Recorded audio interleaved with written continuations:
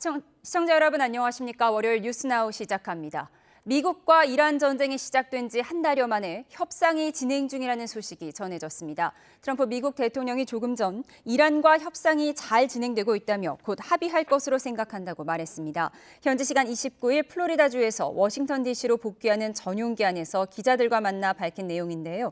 이란과 협상이 잘 되고 있다. 이란과 직간접적으로 협상을 하고 있다면서 꽤 조기에 합의가 이루어질 것으로 생각한다고 전망했습니다. 트럼프 대통령은 또 현지 시간 30일 오전부터 대형 유조선 20척이 호르무즈 해협을 통과할 수 있도록 이란이 허용하기로 했다고 소개했습니다. 이렇게 협상 진전에 대한 이란의 입장은 아직 나오지 않고 있는 가운데 양국 간 중재를 자청해온 파키스탄도 전쟁 종식을 위한 미국과 이란의 대화를 곧 개최할 거라고 밝혔습니다. 이샤크 다르 파키스탄 부총리 겸 외무부 장관은 현지 시간 29일 파키스탄에서 열린 사우디아라비아와 튀르키예, 이집트와의 4개국 외무장관 회의 뒤 이런 계획을 발표했습니다.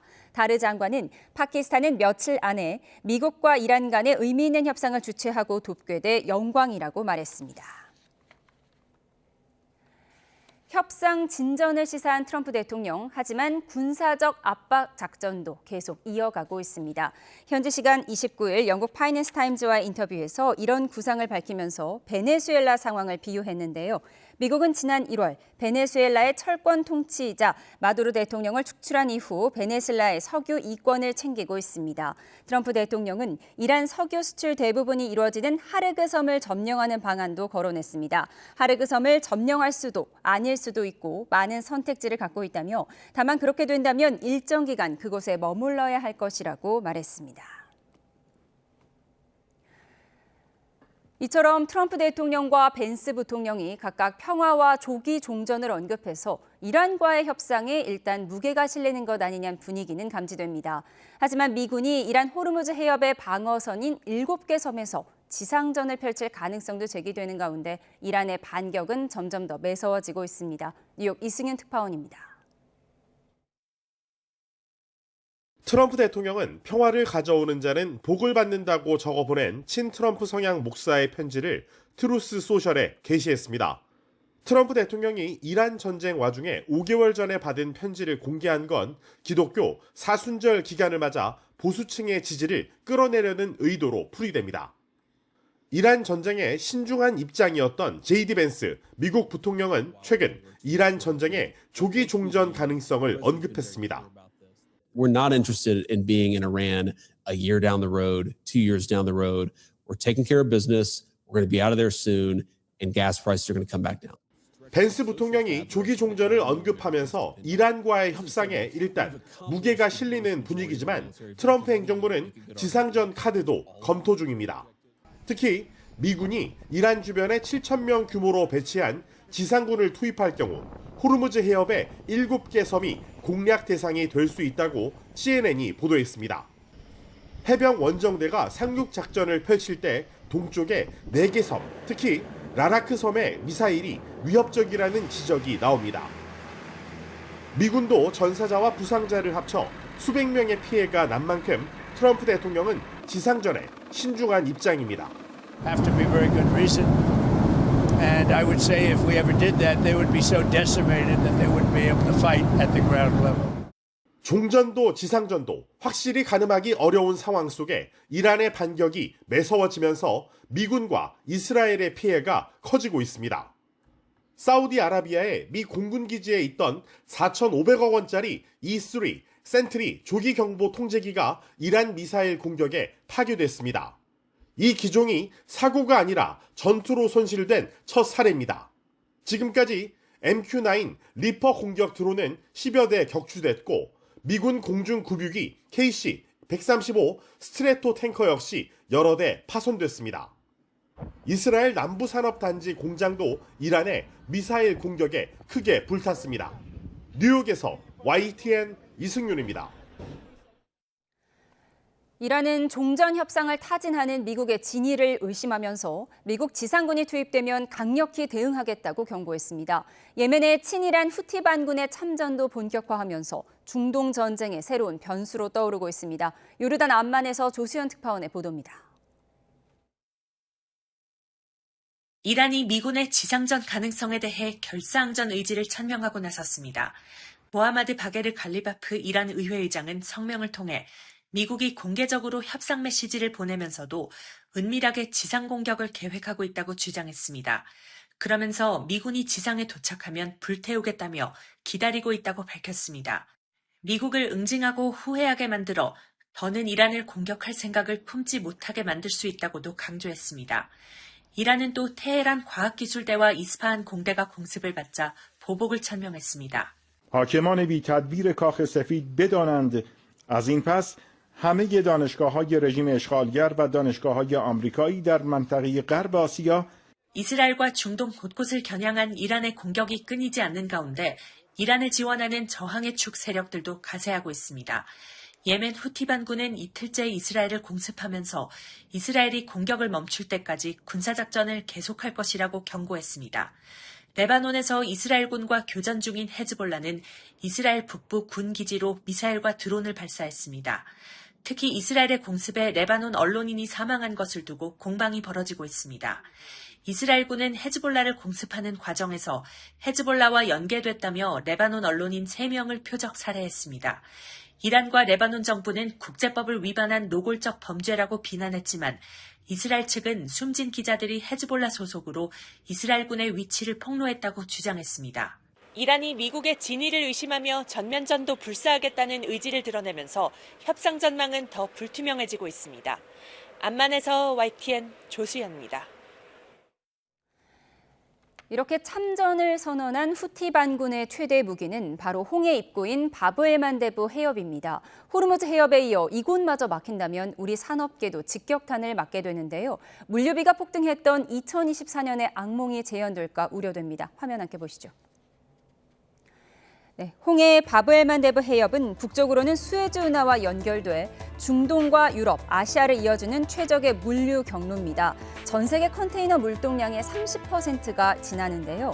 가전과 자동차, 배터리 등 우리나라 주요 업종 기업들은 이 길을 따라서 유럽으로 직접 제품을 보내기도 하고 부품과 소재를 현지 공장으로 운반해 그곳에서 최종 완성하기도 했죠. 그런데 이런 홍해가 막히게 되면 어떻게 될까요? 그 파장은 이미 2해 전에 겪어봤습니다. 지난 2023년 10월 가자지구 전쟁 당시 후티 반군은 팔레스타인의 친이란 무장단체 하마스를 지원하기 위해 홍해 입구인 바브엘만데브 해협을 지나는 상선들을 미사일과 드론으로 수십 차례 공격했습니다. 2024년에 이르기까지 해상교통은 마비에 이르렀는데요. 이로 인해 당시 수에즈 운하로 통하던 유럽행 물류는 아프리카 희망봉을 거쳐서 이렇게 우회해야 했습니다.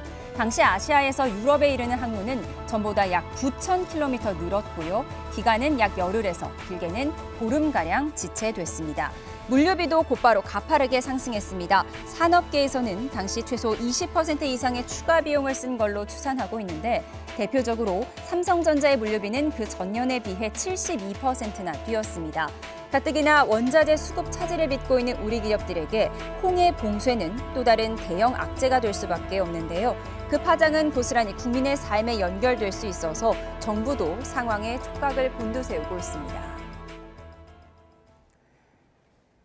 이란은 호르무즈 해협을 여는 조건으로 일종의 통행료 부과를 추진하고 있습니다. 이미 미국은 거부 의사를 밝혔지만 이번엔 다른 이슬람 4개국까지 가세해서 백악관에 이를 제안했습니다. 김종욱 기자입니다.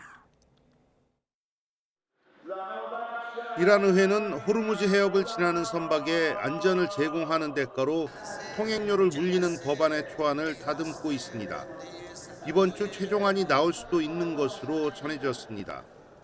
법안이 통과돼 시행되면 전쟁 비용 보전과 안보 유지 비용 명목으로 이란이 받을 통행료는 회당 약 30억, 한 해 30조에서 150조 원을 걷어들일 수 있을 거란 예상이 나옵니다.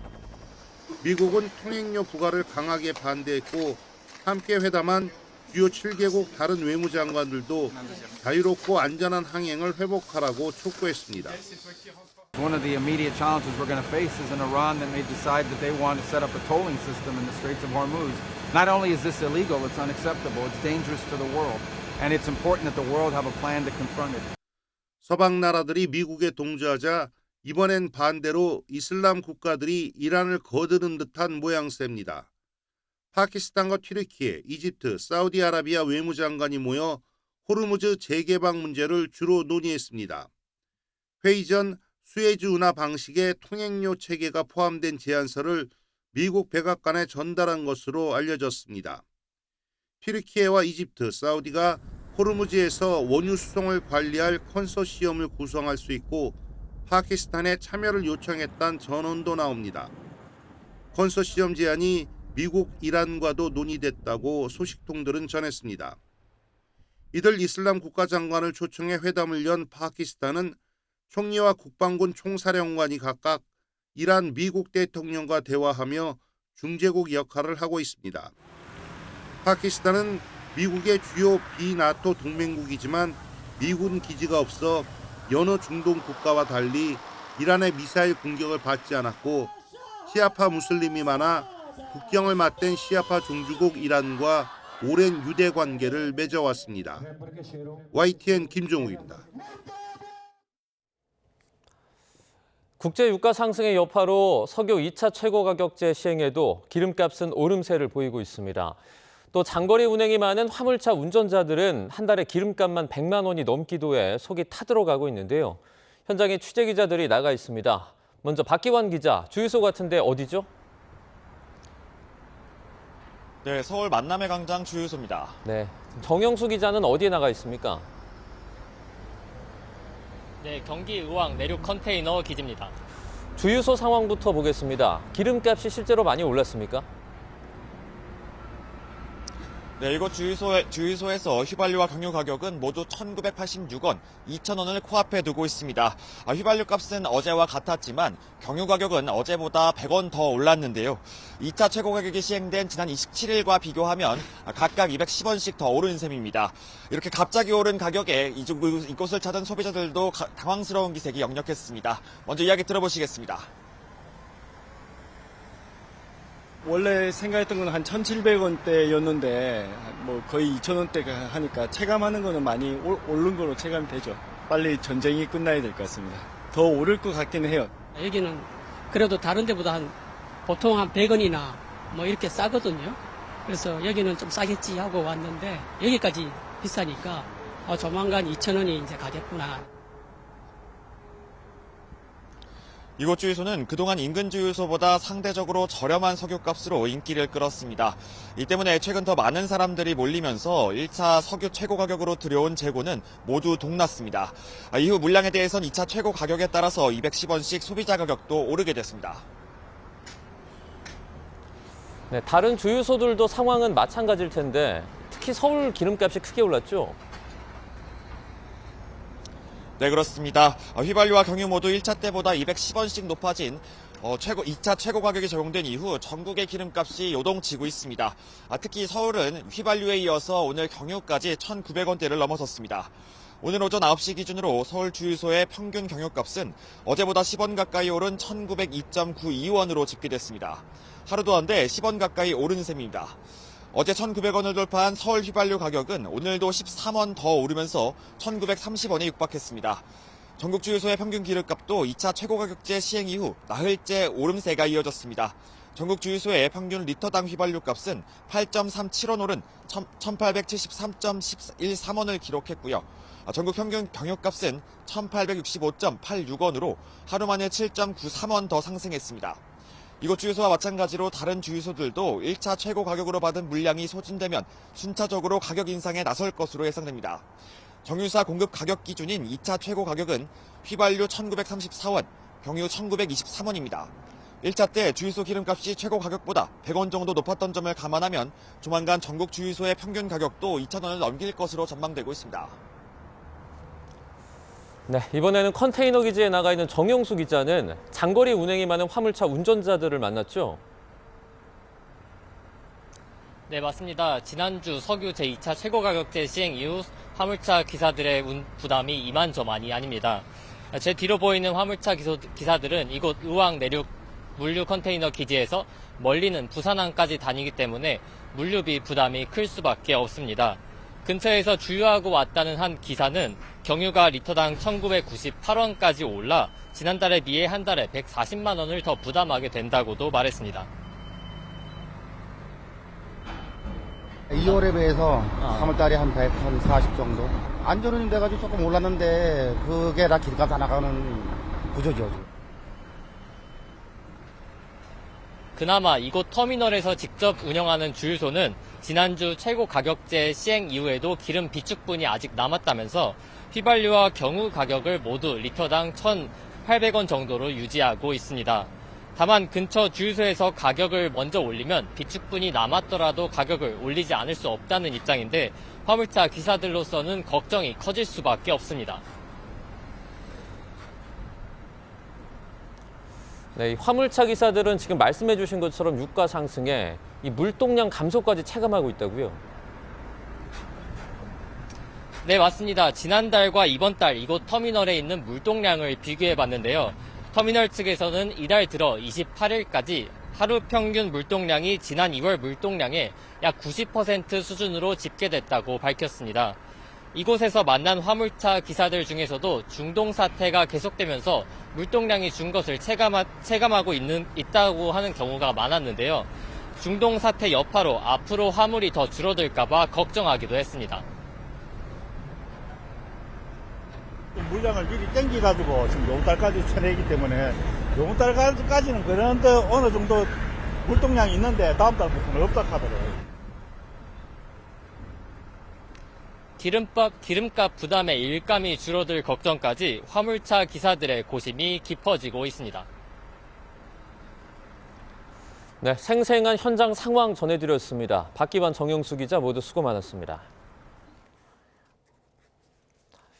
중동 사태 이어갑니다. 후티 반군의 참전도 본격화하는 등 이란 전쟁 긴장감이 높아지면서 우리 증시가 한때 5% 넘게 떨어지는 등 약세를 보이고 있습니다. 원달러 환율은 4원 이상이 오른 1,513원으로 출발해 연일 고공행진을 이어가고 있는데요. 현장에 있는 취재기자 연결해서 자세히 알아보겠습니다. 윤태인 기자. 네, 한국거래소에 나와 있습니다. 코스피 약세가 이어지고 있죠? 네, 코스피는 개장부터 4.7% 넘게 빠지며 5,181선으로 거래를 시작했습니다. 이후 5%대까지 낙폭을 확대하며 5,150선까지 밀리기도 했습니다. 코스피는 현재 개인이 순매수를, 외국인과 기관이 순매도를 하고 있습니다. 삼성전자와 SK하이닉스가 동반 하락하는 등 반도체주는 힘을 쓰지 못하는 모습인데요. 이란 전쟁으로 인한 긴장감이 이어지는 데다가 지난주 구글이 첨단 메모리 압축 기술 터보퀀트 개발을 발표한 영향이 이어진 것이라는 분석도 나옵니다. 이런 가운데 코스닥도 3.48% 내린 1101로 출발하는 등 하락세를 보이고 있는데요. 코스닥 시장에선 개인과 기관이 순매수를, 외국인이 순매도를 하고 있습니다. 이란 전쟁이 장기화하면서 당분간 우리 증시도 변동성 확대 국면이 이어질 것으로 전망됩니다. 원달러 환율은 어떤가요? 상승세를 이어가고 있죠? 네, 원달러 환율은 4.5원 오른 1,513원으로 장을 시작했습니다. 이후 상승폭을 키우면서 1,515원대까지 오르기도 했습니다. 후티 반군 참전과 미국의 지상군 투입 가능성 등으로 중동 긴장이 고조되면서 국제 유가도 다시 급등하고 있습니다. 아시아 시장이 개장한 직후 5월 인도분 서부 텍사스산 원유 가격은 3.5% 오른 배럴당 103.13달러를 기록했습니다. 브렌트유의 가격도 2.98% 오르면서 배럴당 115달러를 넘어섰습니다. 국제 유가가 상승하면 달러화 환전 수요 증가로 이어지고 환율에는 상승 압력이 작용합니다. 이런 탓에 이란 전쟁이 계속된다면 1,500원대 고환율 상황도 지속될 것이라는 우려도 나옵니다. 지금까지 한국거래소에서 YTN 윤태인입니다. 이란 전쟁의 여파가 전 세계로 번지며 트럼프 대통령에 반대하는 목소리도 커지고 있습니다. 주말을 기해서 미국뿐만 아니라 세계 곳곳에서 900만 명의 사람들이 거리로 나와 트럼프를 규탄했습니다. 류재용 기자입니다. 시민들이 거리로 몰려나왔습니다. 트럼프는 거짓말하고 군인들은 죽어간다. 아들들을 데려오라. 왕은 없다. 독재자 반대라고 쓴 깃발과 손팻말을 들고 트럼프의 권위주의 통치, 전쟁, 물가, 강경 이민 정책 등 가리지 않고 불만을 쏟아냈습니다. Well, I I think it's important for everybody to make a stand against authoritarianism and fascism and greed and, all Trump is doing is... Everything is getting worse. The fact that we're drawn into an illegal war while the cost of living is just skyrocketing. 싱어송라이터로 사회운동가인 브루스 스프링스틴과 배우 제인 폰다, 로버트 드니로 등 영향력 있는 인물들도 함께했습니다. Trump has to be stopped. And that's what No Kings is all about. Because he can't do... 집회 측은 이번 시위에 50개 주 3,300여 곳에서 800만 명 이상이 참가했다고 밝혔고 일부에서는 900만 명으로 추산했습니다. 지난해 6월과 10월 각각 500만, 700만 명이 모였던 것보다 더 늘어난 숫자로 역대 최대 규모입니다. 텍사스주 등 일부에서는 우익성향 단체 등이 왕은 없다 시위대와 몸싸움까지 벌이며 충돌하기도 했습니다. 이번 시위는 유럽을 비롯해 남미, 호주 등 12개 나라에서도 동시에 열려 반 트럼프 정서가 미국 국내에만 머물지 않음을 보여줬습니다. YTN 유재용입니다. 국회에서는 중동 사태 대응을 위한 25조 원 규모의 추가 경정 예산안 제출을 앞두고 기싸움이 한창입니다. 여야 모두 추경의 필요성은 공감하면서도 처리 일정과 심사 방향을 두고 이견이 큰데요. 취재기자 연결합니다. 두장원 기자. 네, 국회입니다. 정부가 내일 국회에 추경안을 제출하는데 벌써 공방이 시작됐죠? 그렇습니다. 오전 10시부터 우원식 국회의장 주재로 여야 원내대표 회동이 열렸습니다. 추경안 제출을 하루 앞두고 협상에 첫 발을 뗀 건데 이견만 노출됐습니다. 이른바 전쟁 추경의 세부 내용이 아직 공개되지 않은 상황에서 당장 처리 일정이 쟁점으로 떠올랐습니다. 민주당은 정청래 대표가 공언한 대로 다음 달 9일 본회의 처리를 목표로 속도전에 나섰지만 국민의힘은 꼼꼼한 심사가 필요하다. 대정부 질문과 예결위 심사를 거친 다음 달 16일 처리를 주장했고 최대한 당겨도 이틀 정도라고 못 박았습니다. 민주당은 국민이 절박하게 고통을 느끼는 상황에서 하루라도 빨리 추경안을 처리해야 한다는 입장인데요. 오늘 당내 중동전쟁 경제대응 태스크포스를 특별위원회로 격상하고 첫 회의를 열었는데 특히 추경안에 대해 사직생의 각오로 역대급으로 빠르게 통과시키겠다고 약속했습니다. 그러면 국회는 역대급으로 가장 빠르게 추경을 국회에서 통과시켜서 여하튼 4월 중에 현장에 우리 긴급한 재정 지출이 투입이 될 수 있도록 하는. 반면 국민의힘도 추경 필요성엔 공감하지만 정밀한 검증이 불가피하다는 입장입니다. 특히 지역화폐 지원 문제를 놓고는 매표용 현금 살포라고 직격했습니다. 현금 살포해서 표를 사고 선거만 끝나면 그 수십 배를 세금 폭탄으로 걷어들일 심산입니다. 100원 주고 1,000원 뺏어가는 정권입니다. 이번에는 60여일 앞으로 다가온 지방선거 상황 보겠습니다. 김부겸 전 국무총리가 저울질 끝에 대구시장 출마 공식 선언했죠? 네, 김부겸 전 국무총리 대구시장 출마를 공식화했습니다. 오전 10시 국회에서 기자회견을 열고 출마의 변을 밝혔는데요. 제대로 된 일자리가 없어 아들, 딸들이 대구를 등지고 있는 현실을 극복하기 위해 대구가 앞장서서 지역주의를 넘어서야 한다고 강조했습니다. 들어보시죠. 힘들어하는 대구 시민의 처지는 안중에도 없는 것 같습니다. 언제까지 이런 부끄러운 정치 행태를 지켜보시기만 하시렵니까? 진정한 보수를 위해서라도 이번에는 회초리를 들어야 될 때라고 생각합니다. 오후 3시에는 대구에서 시민들과 만나 직접 출사표를 던질 예정인데요. 신공항과 로보스도 지정 등 대구 현안에 대한 구체적인 공약 꾸러미를 밝힐 전망인데 김 전 총리도 당 지도부가 전폭적 지원을 약속했다며 자신감을 내비쳤습니다. 이번 출마로 보수의 안방인 대구가 단숨에 이번 선거 최대 격전지로 부상했습니다. 국민의힘은 오늘 저녁 대구시장 후보 6명의 첫 토론회를 여는데요. 컷오프로 탈락한 주호영 의원은 가처분 신청 이후 반발을 이어가고 있고 이진숙 전 방통위원장도 당의 상징인 빨간색 대신 흰옷을 입고 유권자를 만나면서 불복 모습이 여전합니다. 이런 가운데 쌍방울 대북송금 사건을 수사한 박상용 검사와 이화영 전 경기부지사를 변호했던 서민석 변호사 사이 녹취록이 공개되면서 선거 전국의 최대 현안으로 떠올랐습니다. 민주당 한병도 원내대표는 아침 회의에서 박 검사가 이재명 대통령을 엮으려 진술을 설계하고 보석과 추가영장 미청구 등 미끼를 던졌다면서 연이틀 맹공을 이어갔습니다. 이어 박 검사 개인을 넘어 정권 차원의 조직적인 정적 사냥을 스스로 인정한 꼴이라면서 국정조사를 통해 성역 없이 파헤치겠다고 강조했습니다. 반면 국민의힘 송원석 원내대표는 발언의 앞뒤 맥락을 의도적으로 잘라놓고 박 검사의 음성만 공개한 것 자체가 증거 조작이자 진실 조작이라고 맞섰습니다. 또 녹취록을 공개한 서 변호사가 민주당 청주시장 예비후보란 점을 고리로 역공했는데 들어보겠습니다. 3년 만에 갑자기 녹취라고 들고 나온 것 자체가 매우 수상합니다. 시중에서는 심지어 당에서 공천장을 미끼로 회유, 압박했을 개연성이 있지 않느냐라고 하는. 박상현 검사 역시 서 변호사가 먼저 무리한 감경 요구를 해왔고 자신은 이를 거절하며 설명한 내용을 일부만 발췌해 공개됐다는 입장입니다. 이에 민주당 전용기 소통수석은 추가 녹취 공개를 예고했는데 향후 전후 사실이 어떻게 밝혀지냐에 따라 선거 판도에 적지 않은 영향을 미칠 거로 보입니다. 지금까지 국회에서 YTN 부장원입니다.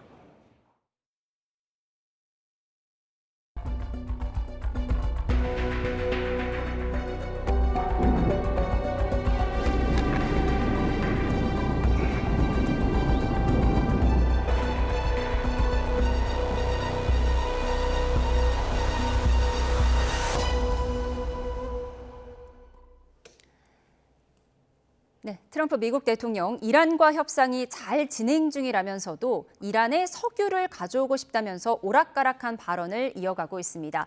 양면 전술을 지속하는 건지 중동 전쟁 관련 내용 두진호 전 한국국방연구원 국제실장, 김대영 한국국가전략연구원 연구위원과 함께 이야기 나눠보겠습니다. 어서 오십시오. 안녕하십니까. 안녕하세요.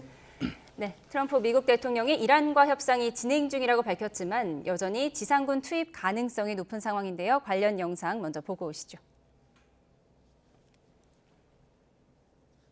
미 중부사령부는 해군과 해병대 3,500여 명이 이미 중동에 추가 배치됐다고 밝혔습니다. 호르무즈 해협의 7개 섬이 공략 대상이 될 수 있다고 라라크 섬의 미사일이 위협적이라는 지적이 나옵니다. 미군이 지상에 도착하면 불태우겠다며 기다리고 있다고 밝혔습니다. فرماندهان و سربازان آمریکایی خوراک خوبی برای کوسه‌های خلیج فارس خواهند شد.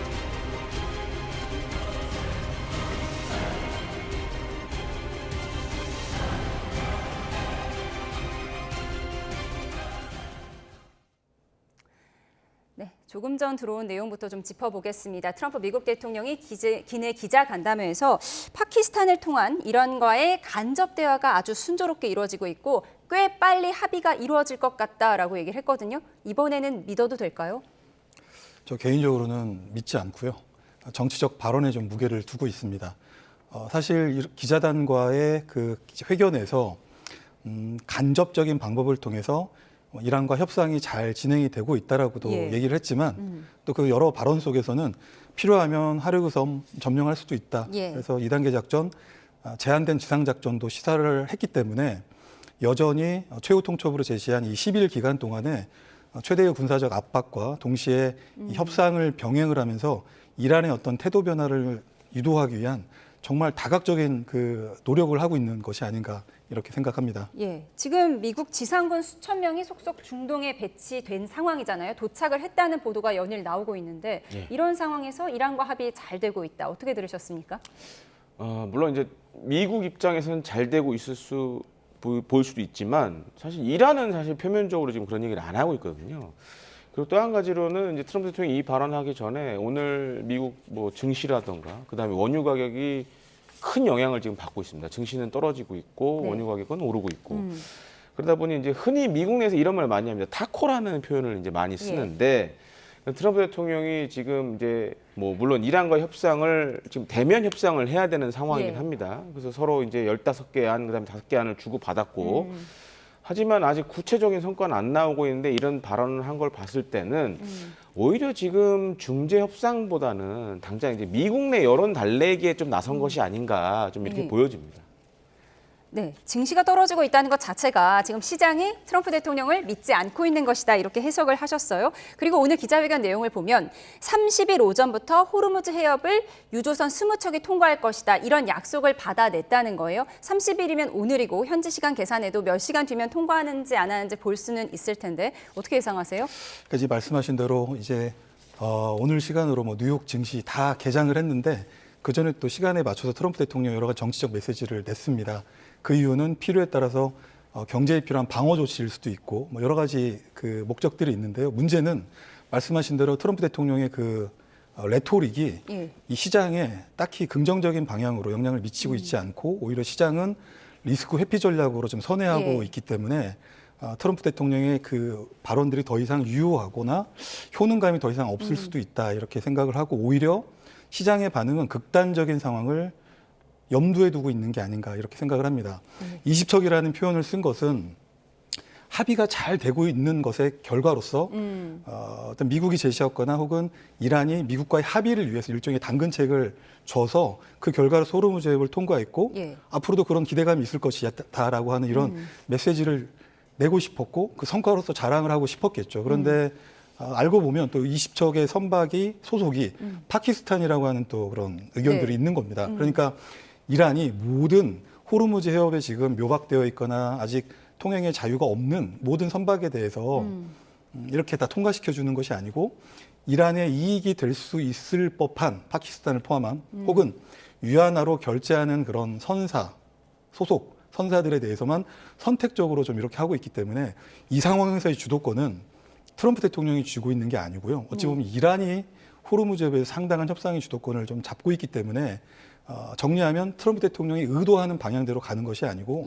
20척이라고 하는 이 경제적 의미가 일시적으로 경제에 일부 긍정적인 영향을 미치겠지만 큰 틀에서 협상의 주도권이 그렇다고 트럼프 대통령의 이 두 손에 있고 그 협상이 저글링 되고 있다라고 볼 여지는 크지 않다 이렇게 판단합니다. 말씀하신 것처럼 트럼프 대통령의 말대로 20척의 배가 호르무즈 해협을 통과하더라도 중요한 건 어느 나라 선박이냐. 우리나라 입장에서는 우리 선원들이 돌아와야 하고 있는 것이고요. 근데 파키스탄 선박이 지나는 것은 큰 의미가 없다라고 분석을 하셨어요. 어떻게 보세요? 그렇습니다. 그러니까 중재국인 파키스탄의 선박이 뭐 통과가 된다라는 건 그러니까 어떻게 보면 이건 협상을 위한 수단이죠. 근데 지금 중요한 거는 사실 이제 뭐 호르무즈 해협이 봉쇄됐다라는 표현보다 호르무즈 해협의 통제권을 지금 이란이 가지고 있다라는 게 가장 큰 문제거든요. 이제 이러한 것을 뭐 트럼프 대통령 입장에서는 이 해결을 하려면 적어도 동맹국의 유조선들이 통과를 해야 됩니다. 그렇죠. 그래야지만 이게 효과가 있는 거죠. 근데 지금 상황은 그게 아니다 보니까 시장의 반응도 그만큼 냉담할 수밖에 없어요. 그 예를 들어서 지금 만약에 통과하는 대형 유선 20척 가운데 뭐 우리나라 선박이라든지 일본 선박이라든지 아니면 유럽 동맹국 선박이라든지 이런 것들이 포함되어 있다면 시장은 그걸 다르게 볼 겁니다. 하지만 지금 상황에서 그게 아니기 때문에 이게 괜시리 지금 오히려 지금 부정적 여론만 더 만드는 거 아니냐라는 좀 우려도 갖게 합니다. 예, 우리가 이렇게 트럼프 대통령의 말을 신뢰할 수 없는 이유가 지상군 투입과 관련해서도 계속 말이 바뀌었기 때문이죠. 먼저 들어보시겠습니다.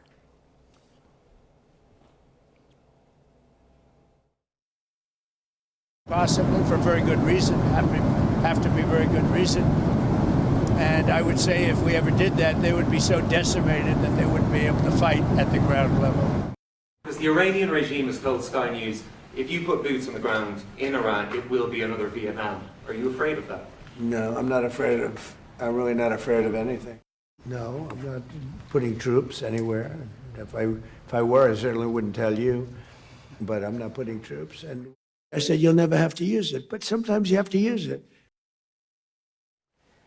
네, 지상군 파견이 두렵지 않다, 필요하다, 필요 없다 이렇게 계속 말이 바뀌었기 때문에 이 종전 협상이 눈앞에 다가왔다는 오늘의 이 말도 지금 우리가 믿을 수 없는 것인데 오늘 또 파이낸셜 타임즈와의 인터뷰에서는 이런 얘기를 했습니다. 내가 원하는 것은 이란의 석유를 가져오는 것이다. 하르그섬 우리가 가져올 수 있다 이렇게 얘기를 했거든요. 트럼프 대통령이 선택적으로 특정 언론에 진짜 진심을 이렇게 쏟아낸 게 아닌가 싶은데요.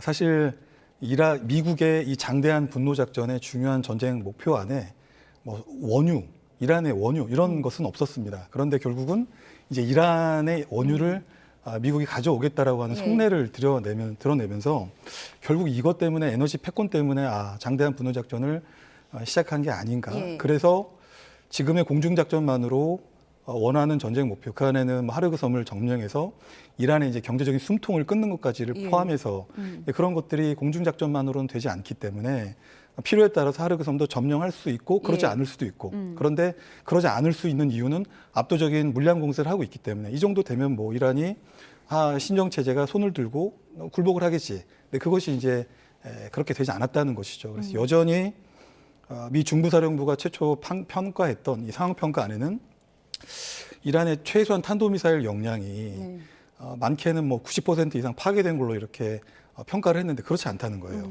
냉정하게 돌이켜보면 최소 이란이 한 달에서 두 달 정도 여전히 결사항전할 수 있을 정도의 수준. 그러니까 뭐 적게는 50%, 많게는 3분의 2 정도, 60% 이르는 탄도미사일 역량, 나아가서 드론 역량이 여전히 있기 때문에 이 상태로는 전쟁 목표 달성이 어려우니 결국은 하르그 섬을 포함한 이 페르시아만 그리고 호르무즈 해협상에 있는 일부 뭐 7개 내지는 8개의 섬 어딘가를 전략적으로 기습 강점, 강제 진입 작전을 통해서 이제 전쟁 목표를 달성하기 위한 그런 군사작전의 필요성도 동시에 있는 겁니다. 예, 파이낸셜 타임즈과의 인터뷰 내용을 조금 더 정리를 해드리면 이렇습니다. 미국에서 일부 바보 같은 사람들은 나보고 왜 그런 짓을 하느냐라고 묻지만 원유 수출 터미널에 위치한 하르그 섬, 우리는 매우 쉽게 점령할 수 있다라고 얘기를 했습니다. 그럼 그동안 뭐 레짐 체인지, 핵시설 파괴, 큰 전쟁 명분보다는 결국 원하는 건 돈이었던 거잖아요. 그럼 트럼프 대통령이 전쟁 기간 중에 했던 발언들을 좀 우리가 되새겨 보면 이 전쟁이 도대체 뭐 때문에 하는 건지가 헷갈리는 부분이 상당히 많습니다. 그렇죠. 그러니까 예를 들어서 최초 계획했던 이란의 뭐 핵 개발 능력 제거라든가 탄도미사일 제거보다는 예를 들어 이런 겁니다. 이스라엘이 그 이란의 가스정 공격했을 때 굉장히 강하게 분노했거든요. 그다음에 이제 하르그 섬도 이제 공격했을 때 보면 원유 저장 시설 이런 것보다는 이제 군사 시설 위주로 공격을 했거든요. 그러니까 트럼프 대통령의 마음속에는 이란의 석유라든가 천연가스가 일종의 전리품으로 좀 많이 생각을 하는 것 같아요.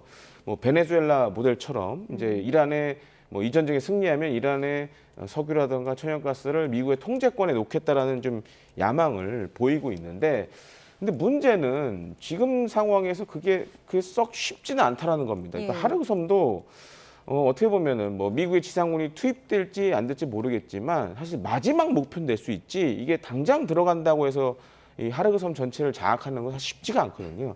그런 부분을 봤을 때는 좀 이런 트럼프 대통령의 발언이 좀 안타까운 부분도 사실 적지 않아 있습니다. 예, 트럼프 대통령이 석유 통제권을 일종의 전리품으로 생각하는 것 같다 이렇게 말씀을 하셨습니다.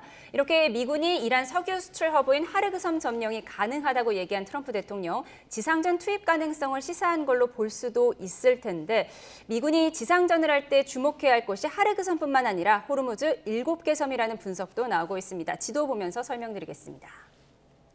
네, 미군의 공격 예상 위치 모두 5곳이 거론됩니다. 우선 지도의 왼쪽 위쪽을 보시면요. 하르그 섬이 있고요. 지도 오른쪽에 라라크 섬 등 2곳, 또 호르무즈 동쪽 해협, 그리고 이란 내부가 있습니다. 우선 기존에 주목했던 하르그 섬, 트럼프 대통령은 언제든 점령할 수 있다고 언급했지만 석유 인프라가 파괴되면 세계 경제에 심각한 영향이 불가피하겠죠. 더군다나 호르무즈 해협을 따라 구축된 이란의 방어선이 관건인데요. 지금 보시는 것처럼 라라크 섬부터 시작해서 아부무사 섬과 캐슘 등 여러 섬이 보입니다.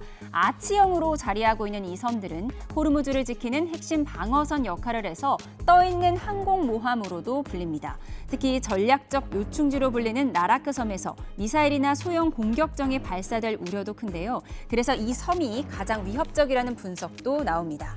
호르무즈 동쪽 해역에 대한 군사 작전도 주목되는데요. 이 부근에 정박해서 이란산 원유 수출 선박을 차단하거나 납포하는 방법도 거론됩니다. 이란 본토에 지상군이 도달할 경우 본토의 전략적 요충지를 점령하거나 수도 테헤란에 숨겨놓은 고농축 우라늄을 확보하는 등의 작전을 펼치는 것도 전망됩니다. 네, 하르그 섬보다 호르무즈 방어선 7개 섬이 우선 공략지가 될 가능성도 크다 이런 분석이 나오고 있어요. 근데 사실 뭐 기습 작전을 하고 있다는데 이렇게 시나리오가 노출되면 안 될 것도 같은데 어떻게 보십니까? 이제 말씀하신 기습이라고 하는 건 상대가 알 수 없는 뭐 시간, 장소, 방법의 기습을 통해서 이제 공격하는 입장에서 최대 효과를 누리고자 하는 것이고요. 설령 상대가 어떤 공격하는 식의 의도를 알았더라도 적절하게 대응이 되지 않도록 하는 것. 그게 기습의 핵심입니다. 그런데 트럼프 대통령은 본인의 입을 통해서 너무나 많은 기만의 언어를 쓰다 보니까 사실상 지금의 모습은 기습의 효과가 제가 생각할 때 많이 좀 다운된 그런 모습이고요. 만약에 그럼에도 불구하고 트럼프 대통령이 정신을 잘 유지한 가운데 정말 지상작전을 고려한다면 지금 이렇게 이야기하고 있는 하르그 섬을 포함한 예. 호르무즈나 그리고 페르시아만 일대에 포함한 7개 섬을 점령할 수도 있다라고 하는 발언은 동시다발적인 지상작전, 그러니까 연안을 따라서 해안을 따라서 하는 일종의 이제 강제 진입작전 한 가지와 동시에 기습의 효과를 극대화하기 위해서 그리고 전쟁 목표를 반드시 달성을 해야 될 장대한 분노 작전이기 때문에 이란 본토에 농축 우라늄과 혹은 농축 우라늄과 관련된 인프라가 있는 시설들, 저희들이 포르도나 혹은 이스파한, 나탄즈, 때에 따라서는 핵 관련 R&D 센터가 있는 테헤란도 포함이 되겠습니다. 이런 이란 본토와 그리고 이 해안선을 따라서 발달되어 있는 섬에 대한 동시다발적인 작전을 하지 않을까 저는 좀 이렇게 예상을 하고 있고요.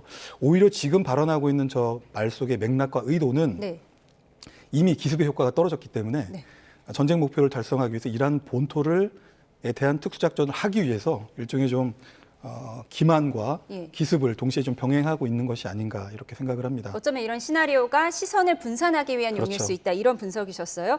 이렇게 지상군이 도착했다 이런 얘기가 들려오니까 이란 의회의장 갈리바프 의회의장은 사실 협상 대상자로 거론되던 인물인데 미군이 오면 불질러버리겠다라고 했고 이란 혁명수비대는 페르시아만에서 미군을 상어의 먹잇감으로 만들겠다라고 했더라고요. 물론 이제 지금 이란 입장에서는 어찌됐든 이제 결사항전이라는 걸 이제 큰 타이틀로 하고 있어서 이제 이런 얘기 나올 수밖에 없는데 다만 이제 이란군도 몇 가지가 문제가 있습니다. 혁명수비대도 예를 들어서 앞서 언급됐던 이제 섬들 가운데 특히 이제 호르무즈 해협 인근의 섬들 경우에는 이란에서 좀 멀리 떨어져 있는 데도 있어요. 예를 들어서 아부무사 이런 데는 좀 떨어져 있기 때문에 사실 이제 정말 미국이 강제 진입 작전을 했을 때 증원 병력을 보내기 쉽지 않은 곳들이 몇 군데가 있습니다. 그렇기 때문에 뭐 정말 미국이 협상이 결렬되고 최후의 수단으로 이제 이런 상륙 부대나 혹은 공수 부대를 이용한 강제 진입 작전을 한다라면 지금 이제 화면 나오고 있지만 뭐 아부무사라든가 그다음에 대툰부, 소툰부 이런 섬들 같은 경우에는 오히려 군사작전을 하기가 쉬워요. 다만 이제 캐슈미라든가 라라크, 뭐 호르무즈 이쪽은 이란과 너무 가까운 곳에 있기 때문에 위험성이 상당히 높고 또 한 가지로는 지금 전쟁의 향방은 어찌됐든 호르무즈 해협의 통제권을 미국이 얼마만큼 빠른 시간 내에 가져오느냐입니다. 그러니까 그걸 위해서는 안 할 수 없는 상황이 됐어요, 지금. 그리고 미국 내 여론을 또 반전시키기 위해서는 좀 드라마틱한 모습도 필요한 상황이에요. 그러다 보면 결국 미국 입장에서는 만약 협상이 결렬된다 그러면 어찌됐든 지상군 투입을 할 수밖에 없는 그런 상황이다라고 좀 말씀드리고 그러니까 싶습니다. 이란 본토와 좀 떨어진 섬의 경우는 군사작전하기가 쉽다고 말씀하셨는데 그 정확히 어떤 의미인가요? 그렇죠. 일단은 이란 본토와 상당한 거리를 떨구고 있고 한 아부무사만 해도 한 60km 정도 떨어져 있습니다. 그리고 또 한 가지로는 지금 최근 미 중부사령부가 하는 군사작전들을 보면 그야말로 작은 모터보트까지 다 부시는 상황이에요. 그러면 만약에 저런 아부무사 같은 섬을 미군이 들어갔을 때 이란 입장에서는 또 추가 병력을 보낼 수가 없는 상황이에요. 저러면은. 그러면 오히려 용이하게 탈취할 수도 있다. 그리고 아마 상륙작전이나 헬기를 이용한 공중과속작전 전에 좀 강력한 공습이 진행될 겁니다. 그러면 사실상 섬에 있는 병력들은 그렇게 제압이 어느 정도 가능하기 때문에 이후에는 사실 이제 강제 진입 작전을 하기가 좀 쉽죠. 저희가 지금 섬을 계속해서 지도로 보여드리고 있는데 오히려 근데 섬으로 들어간 경우에 이란 쪽에서 자폭 공격을 해버리면 미군 입장에서는 더 위험해질 수 있다 이런 우려도 나오더라고요. 좀 전에 이제 우리 김대영 연구원님께서 말씀하신 대로 예를 들어서 라라크나 아부무사 같은 경우는 확실히 이란 해안선으로부터 뭐 적게는 30, 많게는 70km 정도 이격이 되어 있어서 미군 입장에서는 상대적으로 다른 하르그나 캐슘 섬에 비해서 강제 진입 작전 이런 것들을 하기가 용이한 측면이 있습니다. 그 얘기는 이 섬들은 라라크나 아부무사는 이란 본토와 떨어져 있어서 거기에 주둔하고 있는 이란 혁명수비대 내지는 이란 해군은 본토로부터 적시적절한 지원을 받을 기가 제한되기 때문에 그렇죠. 다만 그렇다 하더라도 미군이 생존성만을 고려해서 이런 강제 진입 작전, 많은 리스크가 따른 강제 진입 작전을 하지는 않을 거란 말이죠. 예를 들면 전쟁 목표가 무엇이든 간에 가장 명백한 전쟁 목표는 이란의 임박한 핵 미사일 위협을 제거하는 것이고요. 근데 지금 모습을 보면 결국 호르무즈 해협에 대한 통제권으로 이 전쟁 목표가 많이 지금 전환이 되었기 때문에 지금 상황에서는 호르무즈 해협에 대한 통제권을 미국이 확보함으로써 지금 물밑에서 전개가 되고 있는 이 종전 협상에서 유리한 유치를 확보하는 것도 굉장히 미국 전쟁 지도부 입장에서는 중요한 과제가 되었기 때문에 미군 입장에서는 이제 지상 작전을 하기 위해서 이미 뭐 다양한 시나리오들을 검토를 하고 있을 텐데요. 이제 군사적으로는 작전 환경 분석이라는 것을 하게 됩니다. 예를 들면 뭐 작전을 전개할 이미 작전을 하고 있는 이 지역 이란을 둘러싼 정치 환경, 군사적인 환경, 그중에서 가장 중요한 게 지형과 기상의 환경, 또 시간 변수를 여러 가지 것을 고려한다는 것이죠.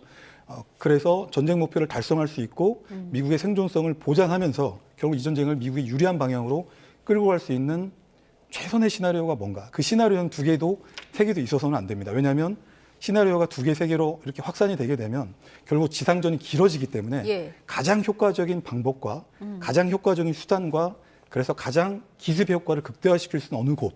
이제 그런 측면에서 라라크 섬이나 아부 무사도 미국의 전쟁 목표에 일부 부합한 측면이 있지만 앞서 저희가 논의했던 것처럼 그러기에는 기습의 효과가 이미 많이 떨어진 상태이기 때문에 동시에 이란도 이런 취약점들을 너무 잘 알고 있기 때문에 이란 본토로부터 라라크나 아부 무사에 대한 지원이 적시에 이루어지지 않을 것에 대비해서 이미 그 지역 일대에 다양한 어떤 방어적인 수단들을 배비시켜 놓고 또 필요에 따라서 이란 본토로부터 공격할 수 있는 수단들을 이미 많이 배비를 했을 것이기 때문에 간단치 않은 상황이다 이렇게 평가합니다. 기습 효과를 극대화해야 한다.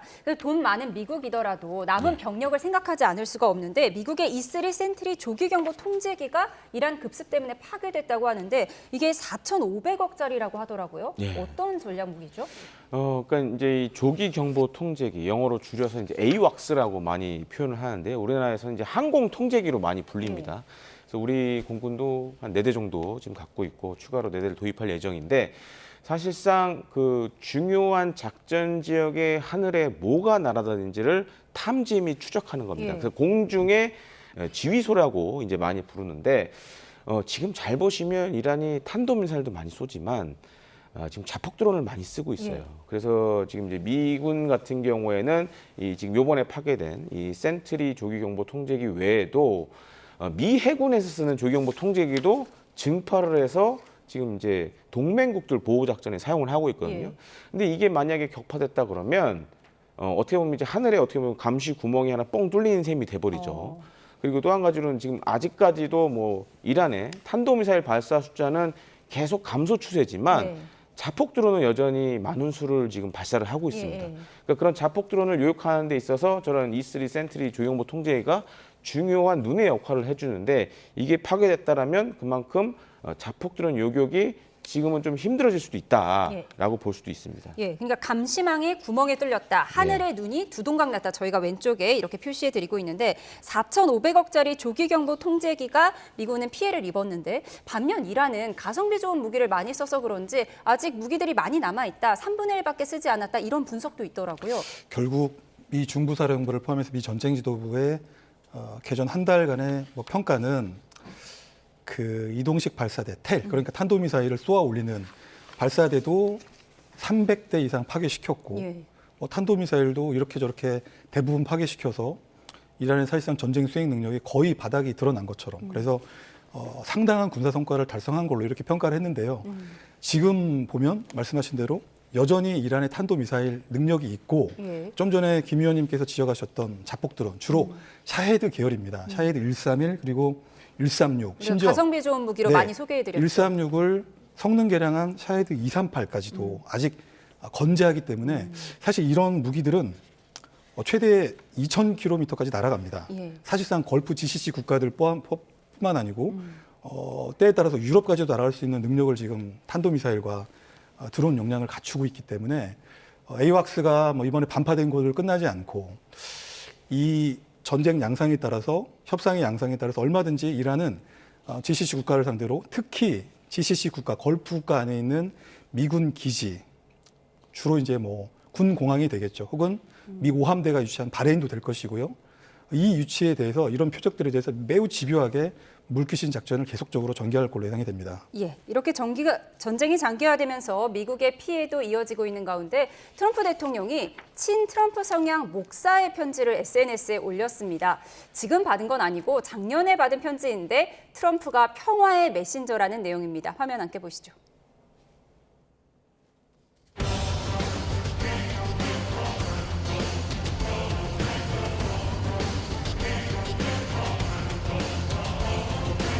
Trump has to be stopped. And that's what No Kings is all about. Because he can't do it.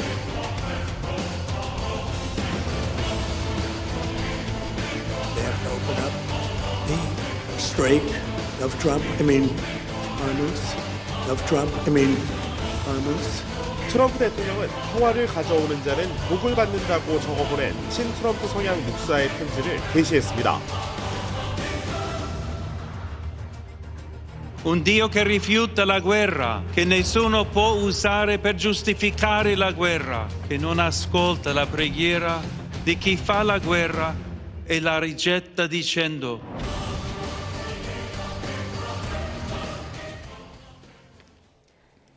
네, 평화를 가져오는 자는 복을 받는다는 내용의 편지를 트럼프 대통령이 공개했습니다. 그러니까 자신이 트럼프가 평화의 메신저라는 뜻인가요?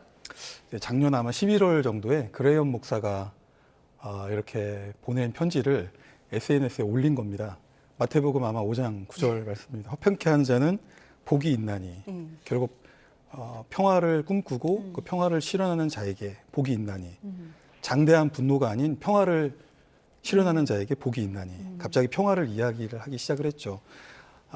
이런 평가가 있습니다. 이제 부활절이니까 특히 이제 미국 내에 기독교가 많으니 이제 기독교 보수층을 결집하기 위한 수단으로서 트럼프 대통령이 저걸 활용했다라고 하는 평가도 있는데 제가 생각할 때 트럼프 대통령의 복잡한 심경이 저 SNS에 좀 나온 게 아닌가 싶습니다. 장대한 분노 작전 잘 안 되고 이제 좀 평화를 이야기하고 싶은데 협상도 잘 안 되고 지상전 하려고 지금 결심을 언제 할지 굉장히 고민을 하고 있는데 여론도 좋지 않고 결국은 좋은 모습으로 이란이 패배를 선언하고 미국은 승리를 선언해서 이 전쟁을 좀 출구 전략을 모색을 해야 되는데 그것도 되지 않고 그러다 보니까 이제 그레이엄 목사의 마태복음 9절을 인용을 하기 시작한 건데요.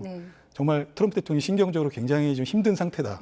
저는 이렇게 생각을 합니다. 예, 트럼프 대통령이 독실한 기독교 신자인 건 다 알려지긴 했지만 이런 전쟁 중에 성경 구절을 얘기하니까 좀 우습기도 한데 900만 명이 반 트럼프 시위, 노 킹즈 시위를 열었습니다. 이 부분을 신경 안 쓸 수는 없겠죠? 이제 트럼프 대통령의 성격으로 봤을 때는 신경 안 쓸 겁니다. 안 쓸 겁니다. 그리고 이제 백악관도 이와 관련된 얘기를 한 걸 보면 어차피 이 사람들은 트럼프를 반대하는 사람이기 때문에 크게 신경을 안 쓴다는 식으로 지금 얘기를 하고 있는데 다만 이제 부담은 상당히 있죠. 이 시위와 별개로 지금 이제 트럼프 대통령을 지지하는 사람들 내에서도 의견이 분분히 나뉘어지고 있고 또 한 가지로 이제 지상군 투입이라는 것도 사실 반대 여론이 상당합니다.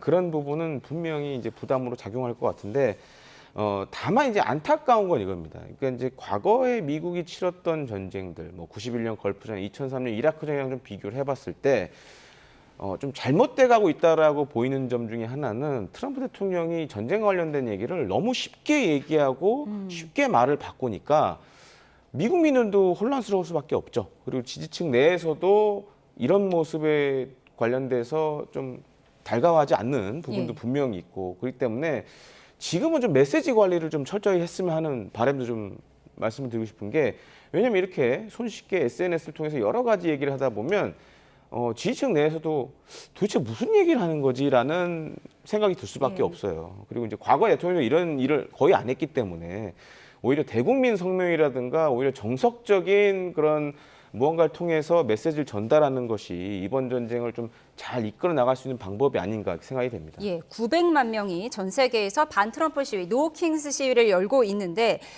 트럼프 대통령 오늘 이스라엘 매체와의 인터뷰에서 이스라엘의 99%가 나를 지지한다라는 여론조사를 인용했다고 하더라고요. 중간선거는 미국에서 치러지지 이스라엘에서 치러지는 것도 아닌데 왜 굳이 이런 얘기했을까요? 국내 지지를 못 받다 보니까 이 전쟁의 정당성을 이스라엘 국민의 지지로부터 찾고자 하는 참 안타까운 마음인데요. 한 주 전에 돌이켜 보면 그 4월 한 말경에 아마 중순에서 말 정도가 될 텐데 트럼프 대통령이 이스라엘을 방문할 수도 있다라고 하는 보도가 있었고 예.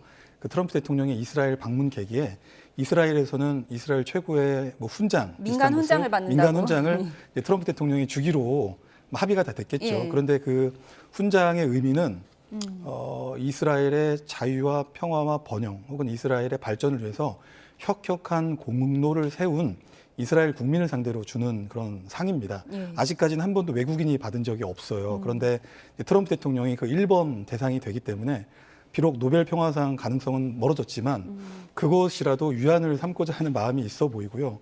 이 전쟁이 본인의 결심이 틀리지 않았다라고 하는 그 정당성을 이스라엘 국내의 본인에 대한 지지, 99%는 민주주의 국가에서 좀 기대하기 어려운 수치임에도 불구하고 이렇게 좀 자기 자신에 대한 일종의 신화를 만들어가고 그런 정당성을 좀 찾아가는 과정이 아닌가 이렇게 생각을 합니다. 네, 이런 가운데 이란의 지원을 받는 후티 반군도 결국 이란 전장에 참전을 하게 됐습니다. 이스라엘을 향해서 미사일을 발사했는데 후티 반군은 지금 홍해에 어떻게 보면 실질적인 통제권을 가질 수 있고 홍해를 막아버리겠다 이렇게 위협하고 있는 상황이잖아요. 예. 지금 이 부분은 어떻게 현실화될 거라고 생각하세요? 그러니까 이번 전쟁이 발발하면서 그 이란의 지원을 받는 세력들이 이제 몇몇 있었죠. 뭐 하마스라든지 헤즈볼라 그다음에 후티 반군이 있었는데. 후티 반군이 사실 전쟁 초기부터 뭘 한 건 아닙니다. 그 후티 반군도 이 전쟁의 양상을 보고 지금 상황을 보니 이란 쪽이 좀 우세하게 보인다라고 생각해서 지금 이제 이란 편을 든 걸로 보여지는데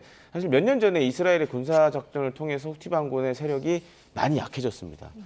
근데 지금 가장 큰 변수는 뭐냐면 지금 사우디아라비아 같은 경우에는 페르시아만에서 뭐 원유를 이렇게 실어서 내보내기도 하지만 사실상 지금 호르무즈 해협이 통제권을 이란이 갖고 있잖아요.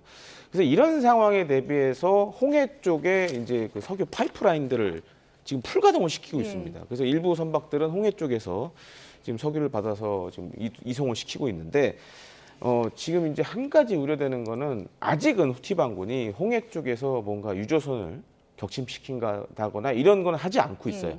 다만 이제 이스라엘 향해서 탄도미사일만 발사했는데 정말 그런 상황까지 강요된다라면은 어쩌면 이번 전쟁에 굉장히 큰 분수령이 될 수가 있습니다. 그러니까 장기전으로 잘못하면 갈 수도 있고 또 한 가지로는 잘못되면 사우디아라비아라든가 UAE 같은 그런 중동 미국의 주요 동맹국들이 오히려 후티 반군 공습에 나설 수도 있어요. 그러니까 그 정도로 이거는 이번 전쟁에 있어서 거의 최악의 상황으로 갈 수도 있다라는 점에서 과연 후티 반군이 그런 선택을 할지 아니면 지금과 같이 그냥 이스라엘만 대상으로 한 탄도미사일 발사만 할지는 좀 더 지켜봐야 될 것 같습니다. 예, 최악의 상황으로 가지 말아야 할 텐데 만약에 정말 후티 반군이 홍해를 막아버리면 사실 수에즈 운하까지 없애버리는 것과 같은 효과잖아요. 과거에도 이런 경험이 있었잖아요. 우리 물동량에도 영향을 줄 텐데. 네, 맞습니다. 호르무즈 해협의 어떤 의미가 에너지 공급망으로서의 제한적 의미라면 물론 제한적 의미라 하더라도 국제사회에 미치는 영향은 엄청나죠.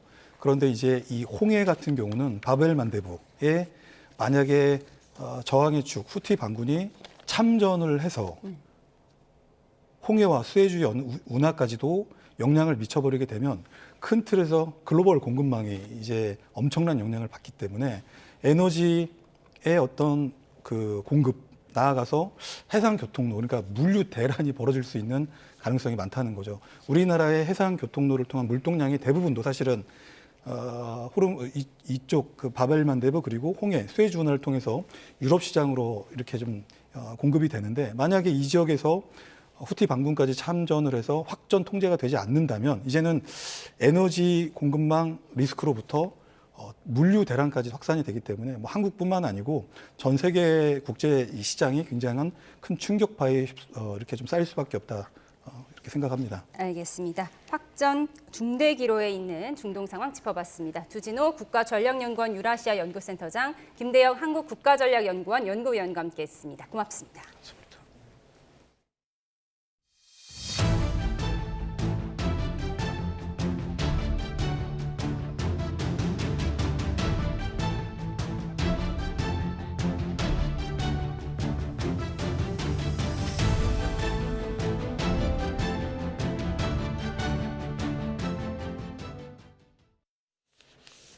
트럼프 미국 대통령이 이란과의 협상이 잘 진행되고 있다며 곧 합의할 것으로 생각한다고 말했습니다. 막판 회담은 이번 주 파키스탄에서 열릴 예정입니다. 김선중 기자입니다.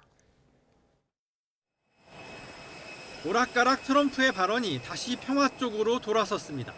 플로리다 골프 리조트에서 주말을 보낸 트럼프 대통령은 백악관으로 복귀하는 전용기 안에서 이란과의 협상이 잘 되고 있다며 곧 합의할 것이라고 자신했습니다. 지상군 투입이 임박했다고 큰 소리쳤던 태도에서 다시 180도 바뀐 겁니다. We will probably, I think we'll make a deal with them, pretty sure. Whether it's possible, we won't. 트럼프 대통령은 이란이 대형 유조선 20척의 호르무즈 해협 통과도 허용했다고 소개했습니다. 그러면서 사실상 이란의 정권 교체가 이루어진 것이라며 전쟁을 끝내기 위한 명분도 강조했습니다. And the third regime, we're dealing with different people than anybody's dealt with before. It's a whole different group of people. So I would consider that regime change. And frankly, they've been very reasonable.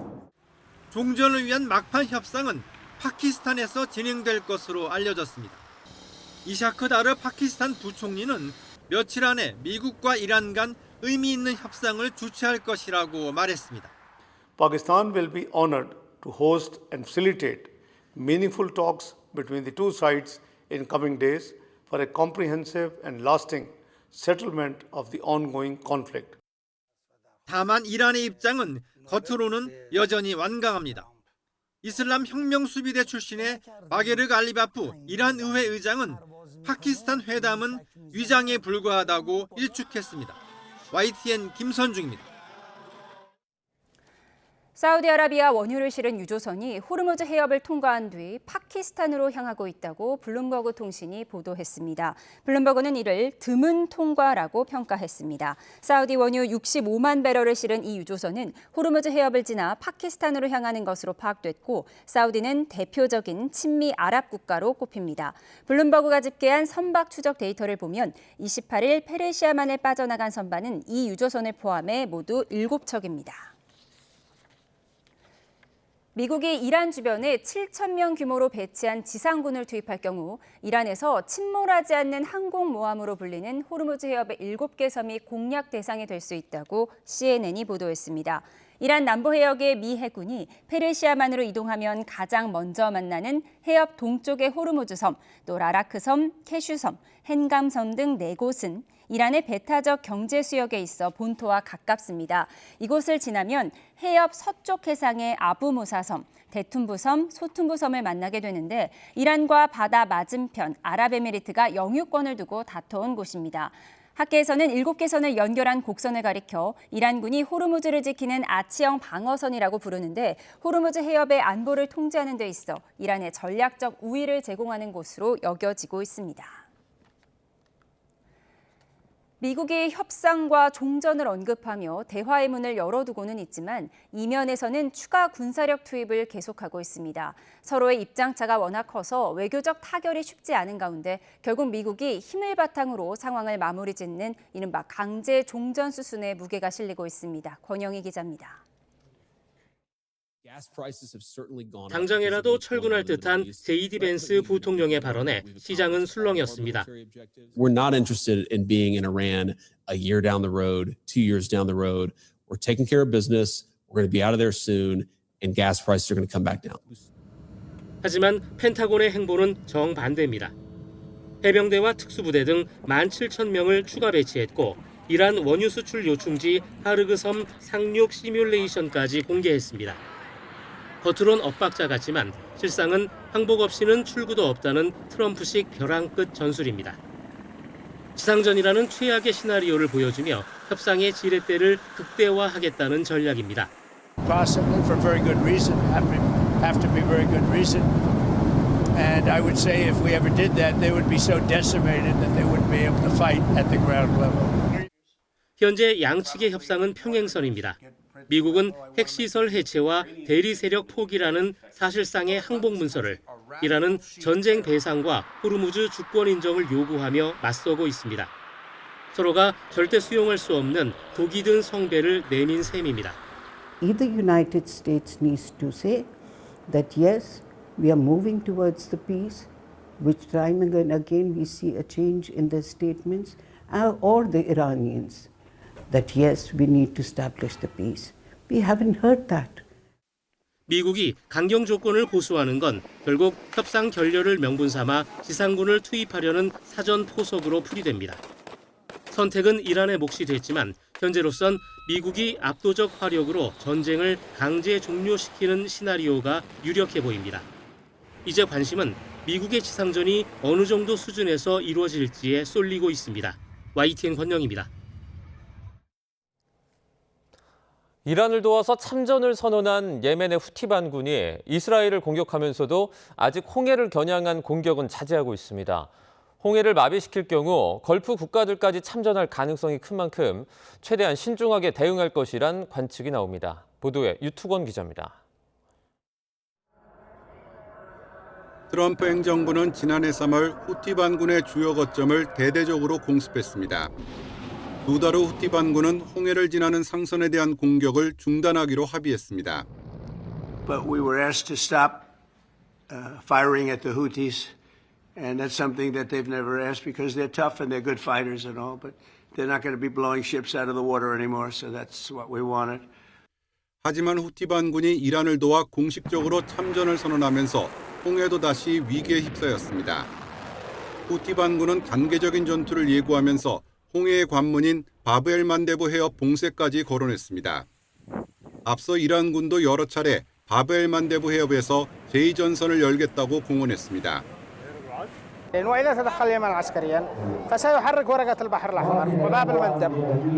그렇지만 연일 이스라엘을 향해 미사일과 드론을 발사하면서도 아직 홍해에 대한 직접적 위협은 자제하고 있습니다.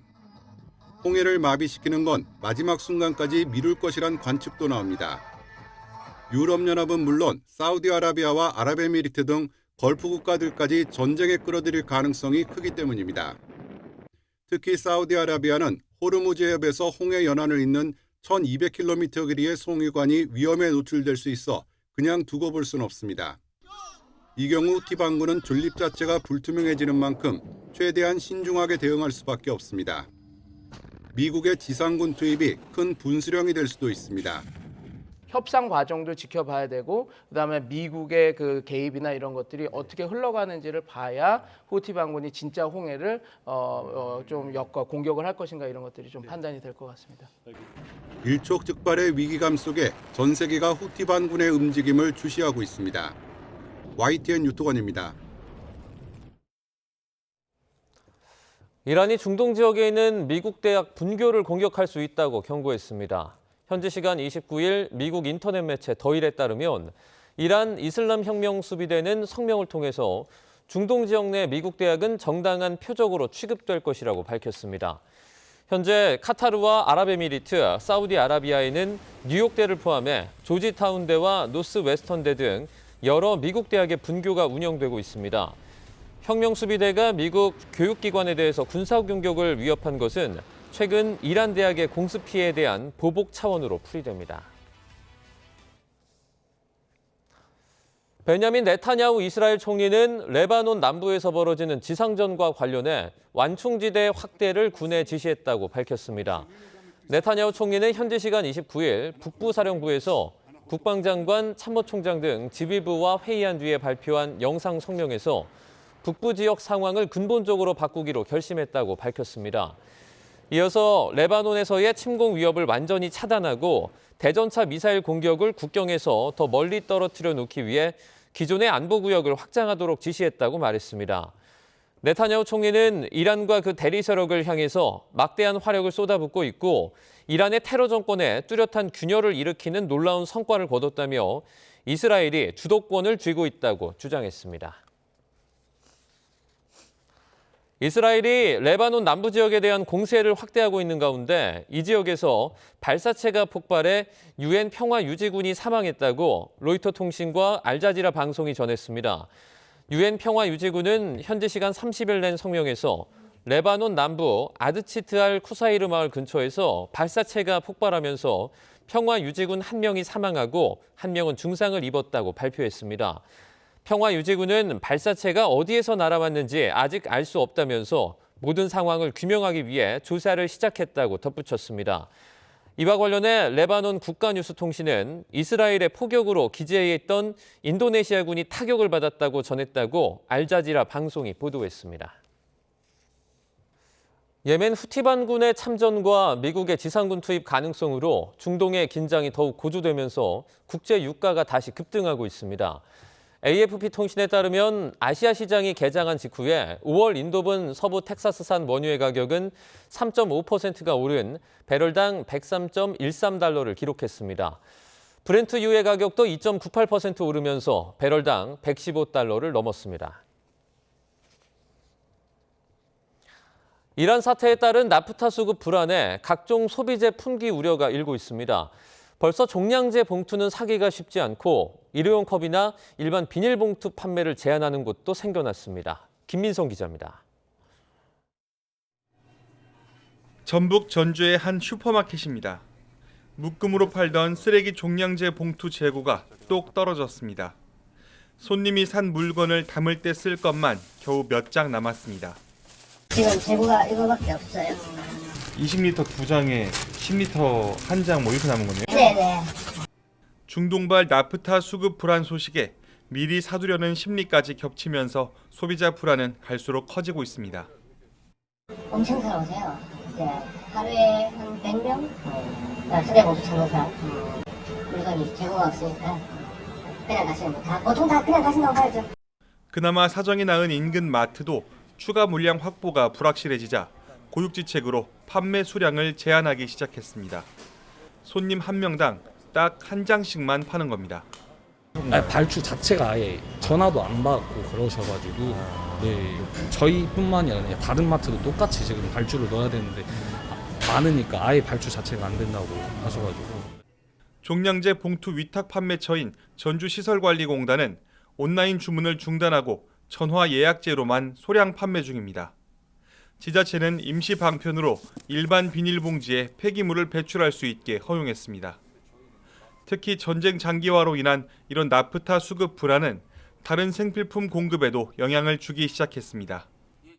평소 가득 차 있던 대형 식자재 마트 진열대도 이렇게 텅 비었습니다. 나프타가 쓰이는 일반 봉투나 컵 같은 다른 소비재로 영향이 가고 있는 겁니다. 정부는 나프타 매점 매석을 엄격히 금지하고 수출용 물량을 내수로 긴급 전원해 생필품 생산 차질을 최소화하겠다고 밝혔습니다. YTN 김민성입니다.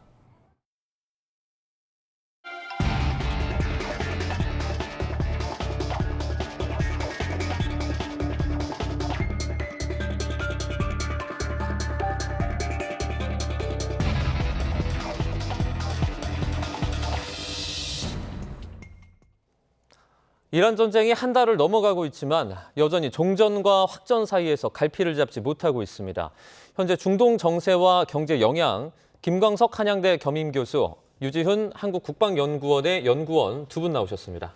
안녕하십니까? 안녕하십니까?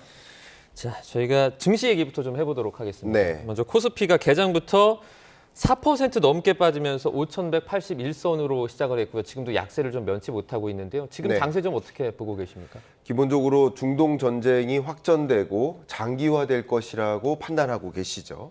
근데 중동 전쟁이 지속되는 한, 끝나지 않는 한, 뭐 하루는 중동 전쟁이 확전될 것 같아. 또 길어질 것 같아. 장기화될 것 같아. 이럴 때마다 국제 유가는 상승하고 주가는 조정을 받는 거죠. 네. 반대로 이상하게도 전쟁이 빠른 속도로 마무리될 것 같아. 혹은 뭐 확전이 아니고 완화될 것 같아. 이런 식으로 중동 전쟁에 대한 뭐 나름의 종식 기대감 이런 것들이 집중될 때마다 또 주가가 반등하는 네. 그러니까 오르락 내리락하는 롤러코스터 장세인데 이 롤러코스터 장세는 중동 전쟁이 격화되냐 완화되냐 여부에 따라서 갈림길에 놓여 있다 이렇게 평가할 수 있겠습니다. 저희 환율 얘기도 조금 해주세요. 지금 1,510원 그 위에서 뭐 왔다 갔다 계속 하고 있는데 고환율이 계속해서 유지될 가능성이 높은가요? 예, 그렇습니다. 주말 사이에 그리고 오늘 월요일까지 중동 전쟁이 아무래도 확전되는 양상으로 가지 않을까 하는 우려를 많이 하고 있습니다. 네. 그럼 우려와 함께 지상군 투입이라든가 또 후티 반군의 투입이라든가 이런 여러 가지 중동 불안이 고조되고 있어요.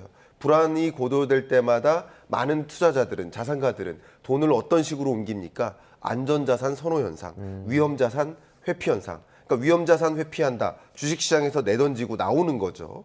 그리고 안전자산 선호 현상, 달러 선호 현상이 집중되는 거죠. 그러니까 강달러 현상이 더 지배적으로 나타나는 것이고요. 중동 전쟁이 뭐 종식되지 않고 장기화된다라고 한다면 안타깝게도 환율이 1,500원 선에서 맴돌 가능성이 더 높아져 있다라는 의견을 드려보고 싶습니다. 네, 뭐 장이 이제 하루가 다르게 왔다 갔다 하긴 하지만 일단 최근 보면 반도체 그 주들이 조금 이렇게 힘들어하는 모습을 보고 있어요. 네. 그 구글에 터보컨트 발표된 그 영향도 좀 일정 영향을 미쳤을 수 있겠죠. 네, 주가에 영향을 미치는 변수가 한두 가지가 아니고요. 수십, 수백여 가지인데 역시 구글의 터보컨트 발표도 예상외로 반도체 수요가 별로 필요하지 않겠네. 반도체의 6분의 1만 가지고도 지금의 퍼포먼스를 AI 퍼포먼스를 낼 수 있겠네 하는 기대가 고조된 거예요. 네. 그러면 아무래도 SK 하이닉스나 삼성전자와 같은 HBM, 고대역폭 메모리 반도체 수요가 급감하지 않을까 하는 우려감도 상당 부분 주식시장에 영향을 미친 거라고 볼 수는 있겠습니다. 그러나 의견을 좀 드려본다면 이게 논문의 발표예요. 논문 발표 후에 조정이 있었고 그 다음날 다시 급등하거나 다시 조정이 있거나 왔다 갔다 하는 모습들이 전개되고 있기 때문에 어쩌면 터보컨트의 직접적인 영향보다도 중동 전쟁의 확전 양상, 이런 양상 때문에 주로 많이 투자했던 반도체주에서 자금을 회수하는 위험자산 회피 현상으로 규명하는 것이 더 올바르지 않을까 의견을 드리고 싶습니다. 네.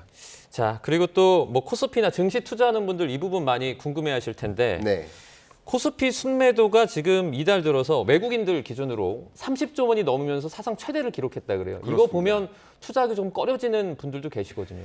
예, 맞습니다. 그러니까 외국인 투자자들이 이렇게 역대급으로 우리나라 코스피 역사상 가장 큰 수준으로 자금이 빠져나간 겁니다.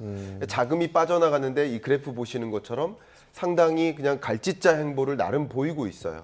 엄청난 자금이 외국인을 중심으로 자금이 빠져나가고 있음에도 불구하고 코스피가 그렇게 강하게 떨어지진 않고 있다. 그러니까 누군가는 사주고 있다라고 해석할 수 있는데 누군가가 누구냐? 바로 개인인 거죠. 그래서 제가 이 부분에 대해서 이제 심층적으로 대담을 나누겠지만 조금 우려스러운 것은 뭐냐면 중동 전쟁이 오늘 끝날지 아니면 한 달 이상 지속될지 혹은 3년, 4년 이상 러우 전쟁처럼 더 장기화될지 그 누구도 알 수 없어요. 근데 아무래도 베팅을 하는 거겠죠. 아무래도 중동 전쟁이 확전되고 장기화될 것 같아 하면서 시장을 벗어나는 모습이고요. 외국인들은. 근데 아무래도 개인 투자자들은 뭐 곧 종식되지 않겠어? 곧 종식과 함께 상당한 주식 상승 기대감이 반영될 수 있지 않겠어? 하는 움직임으로 개인의 순매입이 이루어지고 있는 모습, 그렇게 평가할 수 있겠습니다. 자, 저희가 그 중동 사태 전황도 좀 살펴보도록 하겠습니다. 이번에 그 3,500명 정도 되는 그 병력이 일단 중동에 있는 그 해역에 도착을 했고요. 트럼프 행정부가 10,000명 정도의 지상군 병력 추가 투입하겠다 이렇게 말했는데 지상전은 이제 피할 수 없다 이렇게 저희가 봐야 되나요?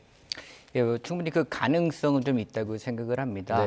현재 미국은 아시는 것처럼 다양한 군사적 옵션을 좀 모색을 함과 동시에 또 외교적 백범을 강행하는 좀 이중 전략을 추구하고 있는데요. 근데 이게 좀 전쟁이 장기화되는 거를 좀 막기 위해서는 아무래도 이제 그 대규모의 지상전 개입은 좀 자제를 할 것 같고요. 제한된 지상전 작전에 좀 국한이 될 것 같습니다. 그래서 군사적 개입을 한다고 하면은 뭐 이제 주요 그 전략적 거점에 대한 임시적인 점거 수준에서 좀 이루어질 것으로 생각이 됩니다. 지금 뭐 그러니까 대대적인 게 아니라 제한적인 지상전이라고 말씀을 좀 해주셨는데 그러면 대상으로 할 수 있는 지역은 어디 있을까요? 아무래도 가장 많이 언론에 언급이 되고 있는데요. 하그르그 섬과 같이 어떤 주요 전략적 거점이 있죠. 이란의 주요 원유들이 한 90% 이상 반출된 핵심 거점에 대한 좀 점거가 좀 가능하다고 생각이 들고요. 이 외에도 지금 그 최근에 오늘 뉴스에서도 많이 언급이 됐습니다만 주요 이제 섬들이 좀 있어요. 네네. 이 섬들에 대한 좀 전략적 거점 확보도 좀 현재 미국에서 검토하고 있는 매우 중요한 전략적 요충지라고 생각을 하고 있습니다. 저희가 일단은 뭐 그 아치 방어선이라고 이렇게 불리는 해협에 있는 7개 섬들이 언급이 됐는데 그중에 뭐 중요한 거 위주로 몇 개만 설명을 조금 해주시죠. 예, 좀 7개 섬이 있는데요. 지금 이제 서쪽에 있는 3개 섬, 저희가 아무부사, 대툰부, 소툰부 섬이라고 이야기를 합니다. 네, 지금 지도에 나와 있죠? 예, 네. 그렇습니다.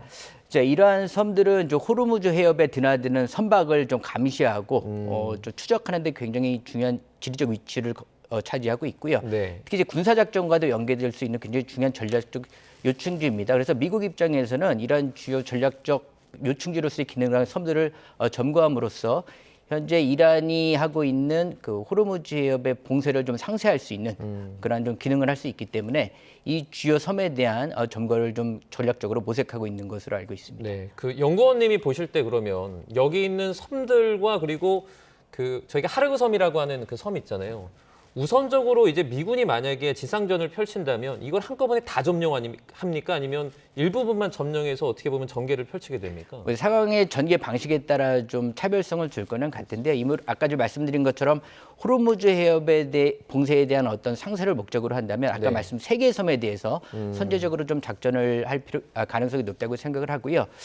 우리가 지금 미국이 어떻게 작전을 수행할 수 있는지를 보게 하려면 현재 미국이 전개하고 있는 전력의 배치 현황을 좀 보면 알 것 같습니다. 네. 아시는 것처럼 미국이 현재 그 일본에서요 그 상륙강습함이죠 트로폴리함을 이제 전개를 했고요. 이 단계적인 지상전 개입 작전을 좀 계획을 하고 있는데 지금 아시는 것처럼 이 상륙 작전이라는 것은 어떤 해안으로 접근을 할수록 굉장히 취약성에 노출이 돼 있습니다. 아시는 네. 것처럼 현재 이란은 그 점거가 예상되는 그 섬에 대해서요 그 비전략 대칭 무기를 활용해서 미국의 상륙 작전을 제압하기 위한 여러 가지 그 방공 세력들을 좀 강화를 시키고 있는데 미국은 이러한 전반적인 상황을 좀 종합적으로 고려해서 좀 미군이 최대한 피해를 적게 하는 상황에서의 상륙 작전이 가능한 그런 시도를 좀 수행할 것으로 예상이 됩니다. 네, 지상적 가능성 얘기가 나왔으니까 지금 병력으로 그 이란에 있을 것으로 지금 보이는 뭐 그 60% 정도 농축된 그 우라늄을 들고 나올 수는 있습니까? 그 핵과 관련된 그 특히 핵시설과 관련된 작전은 굉장히 고위험 작전에 속합니다. 네네. 그래서 지금 미국이 전개하고 있는 병력 수준으로는 작전을 성공적으로 치르기에는 굉장히 좀 제한이 되고요. 핵시설과 관련된 부분을 점거하고 또 관리하고 또 유지하는 데는 추가적인 병력과 또 후속 지원이 필요한 부분이기 때문에 쉽지 않은 작전이라고 생각을 합니다. 네. 자, 저희가 유가 얘기도 계속 이어나가 보도록 하겠습니다. 자, 중동 긴장 이제 고조되면서 국제 유가가 정말 고공행진을 하고 있습니다. 조금 전에 봤듯이 거의 뭐 대표적인 그 유가 3가지 뭐 브렌트유라든지 이런 것들이 거의 뭐 $100 위에서 이제 놀고 있거든요. 네. 저희가 지금 상당히 그 과거에 있었던 러시아 우크라이나 전쟁 이후에 네. 가장 심각한 유가 수준이다 이런 분석이 좀 나오고 있더라고요. 예, 세계를 둘로 구분짓는다면 전쟁이 일어나는 지역과 경제적으로 전쟁인 지역으로 구분할 수 있을 것 같습니다. 지금 우리 한국 경제도 경제적으로 전쟁에 돌입했다라고 의견을 좀 드리고 싶고요. 네네. 이게 막상 국제 유가만의 문제가 아니라 이렇게 말씀드릴게요. 원유 공급 자체의 차질. 그러니까 예를 들면 요소 공급 차질이 있었을 때 네네. 요소 가격의 문제가 아니거든요. 요소수 가격 문제가 아니라 절대적인 요소수 공급 부족. 이런 게 오일 쇼크와 같은 현상이거든요. 그런 상황에 내몰릴 것이다라는 가장 큰 우려가 되고요. 전쟁이 장기화되고 네. 더 격화된다면 말이죠. 근데 이 오일 가격이 두바이의 경우 제가 한국석유공사에서 확인을 제대로 했는데요. 네네. 현물 가격이 중요합니다. 지금 우리가 선물 가격을 논하는데 현물 가격으로 169.75달러를 기록했습니다. 두바이유가. 네, $150가 넘네요. 169.75달러. 그러니까 반올림하면 $170. 네. 제가 지난주 가격이니까요. 최고치 지금 우리나라가 수입하는 현물 가격 기준으로 두바이유가 169달러를 초과했습니다. 이것은 우리나라 역사 이래, 그러니까 러우 전쟁 때와는 비교가 안 될 만큼 국제 유가가 치솟았고요.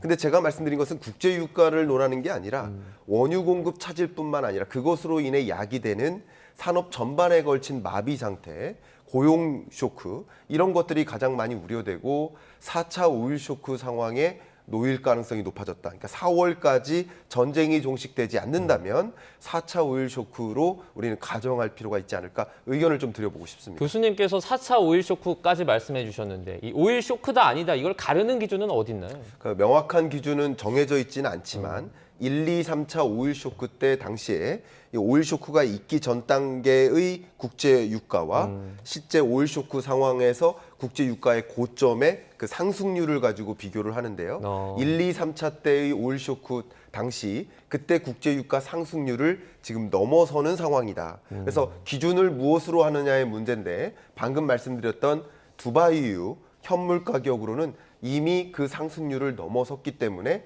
지금부터의 관건은 중동 전쟁이 얼마나 장기화되느냐. 그래서 이 고유가 기조가 얼마나 오래 지속되느냐의 문제인 겁니다. 만약에 한번 스파이크 찍고 다시 안정화된다면 큰 문제는 없을 수 있어요. 그러나 4월 한 달 내내 120달러 이상에서 계속 머문다면 그러면 오일 쇼크 상황에 내몰릴 수 있는 것이다라고 의견을 드리겠습니다.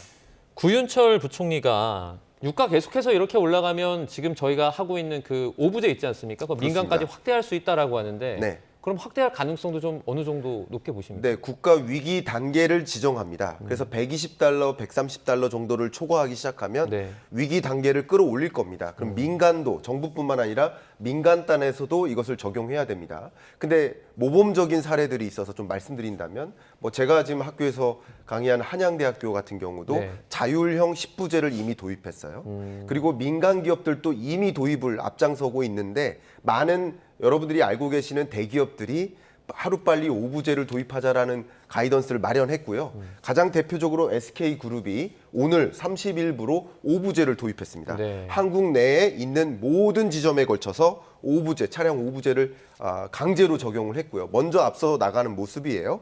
그리고 4층 이하는 걸어서 올라가자, 엘리베이터 안 타기 운동, 아니면 점심시간이나 저녁에 소등하자 하는 전력 감소 운동을 하고 있고요. 이렇게 단기적인 대응도 중요하지만 이런 상황일수록 중장기적인 구조적인 대응도 필요하다는 것이 저의 생각인데요. SK텔레콤 같은 경우요. 페타소스라는 AI 클라우드를 도입해서 고효율을 추구합니다. 그리고 더 중요한 게 데이터 센터를 보급하는데 AI 데이터 센터 보급할 때 SK텔레콤이 발열이나 혹은 이 에너지 효율을 최소화하기 위한, 에너지 효율을 높이기 위한 그런 용도로서 액체 냉각 기술을 또 도입합니다. 이렇게 단기적으로도 긴급하게 또 중장기적으로도 에너지 효율화를 추구하는 거, 이런 것이 우리 한국 경제로서는 더더욱이나 필요한 상황이지 않나. 왜냐하면 에너지 자립도가 낮고 석유 의존도가 높은 그런 나라이기 때문에 이럴수록 더 적극적으로 이런 움직임을 전방위적으로 정부가 위기 단계로 올려서 강제로 적용하기 전 단계에서 우리 스스로 캠페인을 벌여서 움직임을 가져가야 되지 않을까, 이런 좋은 사례를 여러분께 공유해드리고 싶습니다. 네, 말씀해 주신 것처럼 공공을 넘어서 민간에서도 전방위적으로 좀 노력이 좀 이어지고 있는데 그렇습니다. 전쟁이 뭐 운이 좋다고 표현하긴 그렇지만 빨리 끝나더라도 이 유가가 바로 돌아오지 않을 수 있다라는 전망도 나오는데 그건 왜 그렇습니까? 근거가 굉장히 많이 있는데요. 첫 번째 근거는요. 이미 파괴된 에너지 시설만 논해봐도 카타르가 가장 대표적이죠. 14개 곳에 이 가스전이 있는데 그중에 2곳이 이미 파괴됐습니다. 근데 이 복귀되는 게 제가 이렇게 표현을 많이 합니다. 붕어빵틀 개선하는 게 아니에요. 이 에너지 저장 시설이나 개발 시설들, 정제 시설들 이런 것을 복구하는데 적어도 3년 정도 걸립니다. 원래 발주하고 수주하고 그리고 실제 착공하고 들어가서 실제 가동되는데 3년 걸리고요. 가동돼도 시범 운용하는데 6개월 걸립니다. 그러니까 정상화되는데 이란 전쟁이 있기 전 단계의 이 중동 지역에서의 원유 혹은 LNG 정제 시설이 정상화되는데 기존 수준으로 전환되는데도 벌써 3년여 시간이 걸립니다. 그 밖에도 지금 중동 지역에 호르무즈 해협 봉쇄 조치 등으로 인해서 지금 에너지 저장고가 꽉 차 있어요. 그럼 저장고가 꽉 차 있으니까 이런 에너지를 이렇게 수급하는 이런 정제 시설이나 이런 영역에서도 공급을 일시적으로 차단합니다.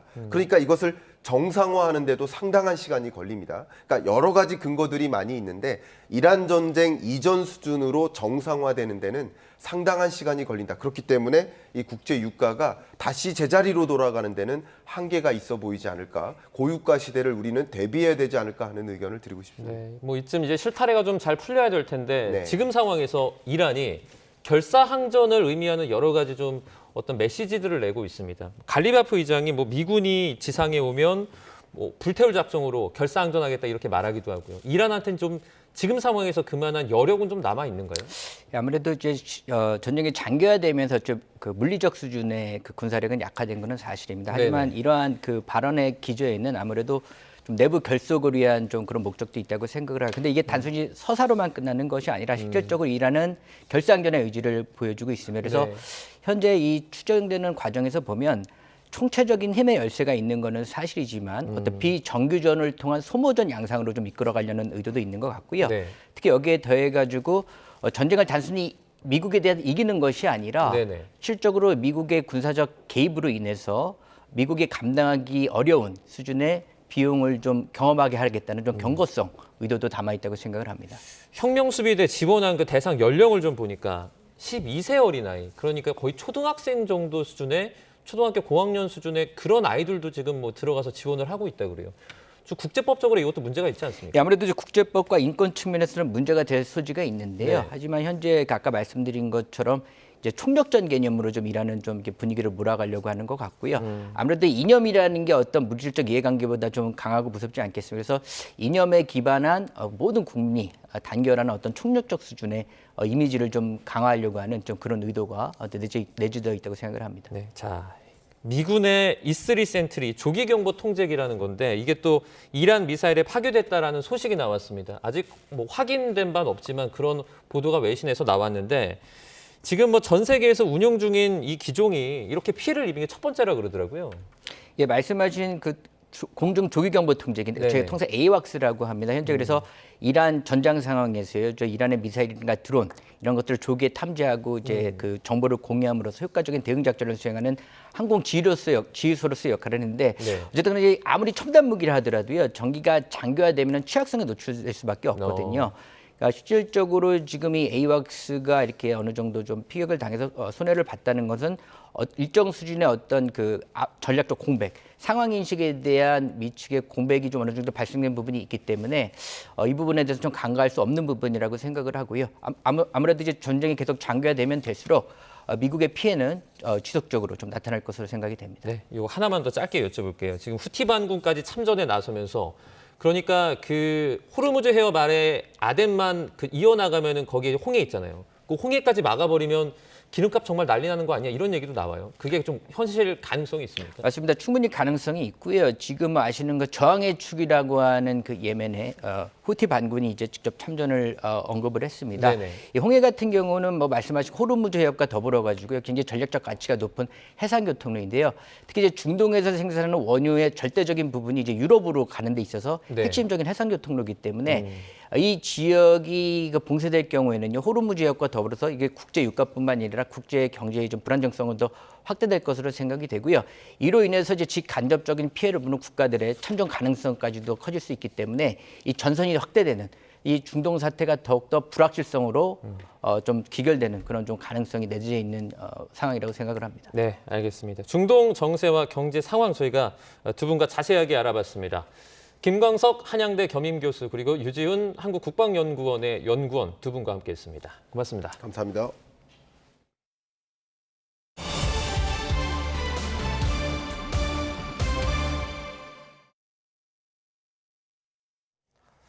서울과 여의도 윤중로 벚꽃이 예년보다 열흘가량 일찍 피어난 가운데 다음 달인 4월 3일부터 여의도 윤중로에서 봄꽃 축제가 시작이 됩니다. 특히 이번 주 서울 낮 기온이 20도 안팎으로 예년보다 따뜻할 것으로 보여 축제가 시작하는 이번 주 후반 벚꽃이 절정기에 접어들 것으로 보입니다. 네, 그리고 그 밖에 진해 여좌천을 비롯해서 부산 남천동과 하동 쌍계사, 청주 무심천변과 경주 보문 관광단지 등 유명 관광지 곳곳에서 벚꽃 공식 개화가 관측됐습니다.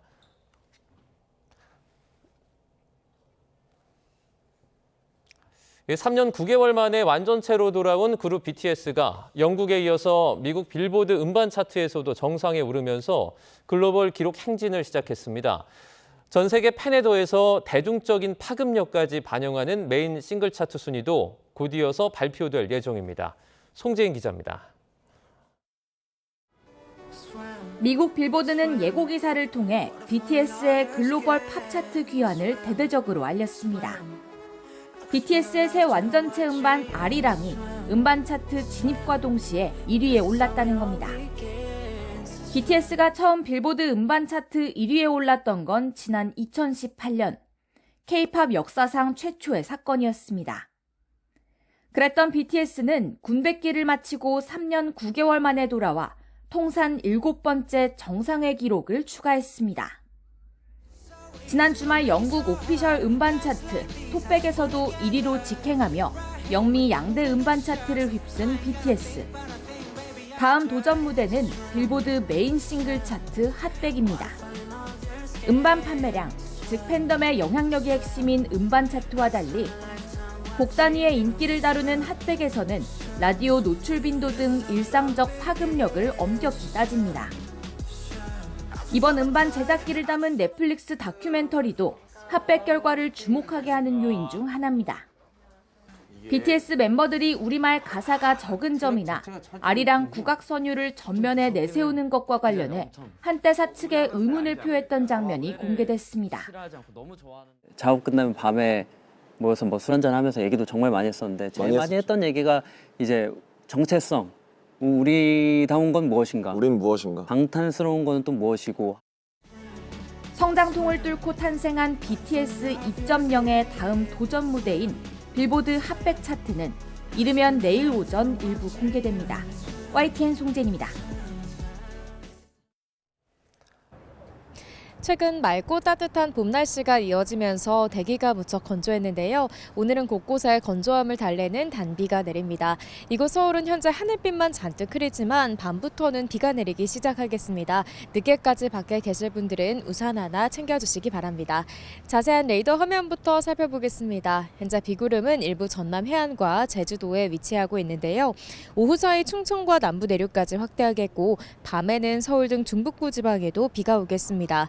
내일까지 예상되는 비양은 내륙의 대부분 5에서 40mm 정도지만 영동과 남해안에는 최고 60mm 이상으로 봄비치고는 제법 많겠습니다.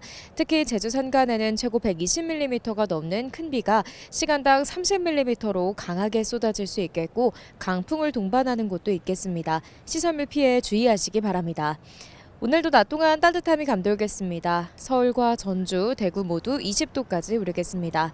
비는 내일 오전 중 대부분 그치겠지만 동해안 지역은 오후까지 이어지는 곳이 있겠고요. 이번 한 주간도 예년 기온을 웃돌며 따뜻한 날씨가 이어질 전망입니다. 이번 비로 건조함은 해소되겠지만 비가 늦게 시작되는 중서부 지역은 오늘도 공기가 탁하겠습니다. 이 지역에 계신 분들은 계속해서 호흡기 건강에도 유의해 주시기 바랍니다. 지금까지 YTN 윤수빈입니다. 네, 뉴스나우 오늘 순서 여기까지입니다. 함께해 주신 여러분 고맙습니다.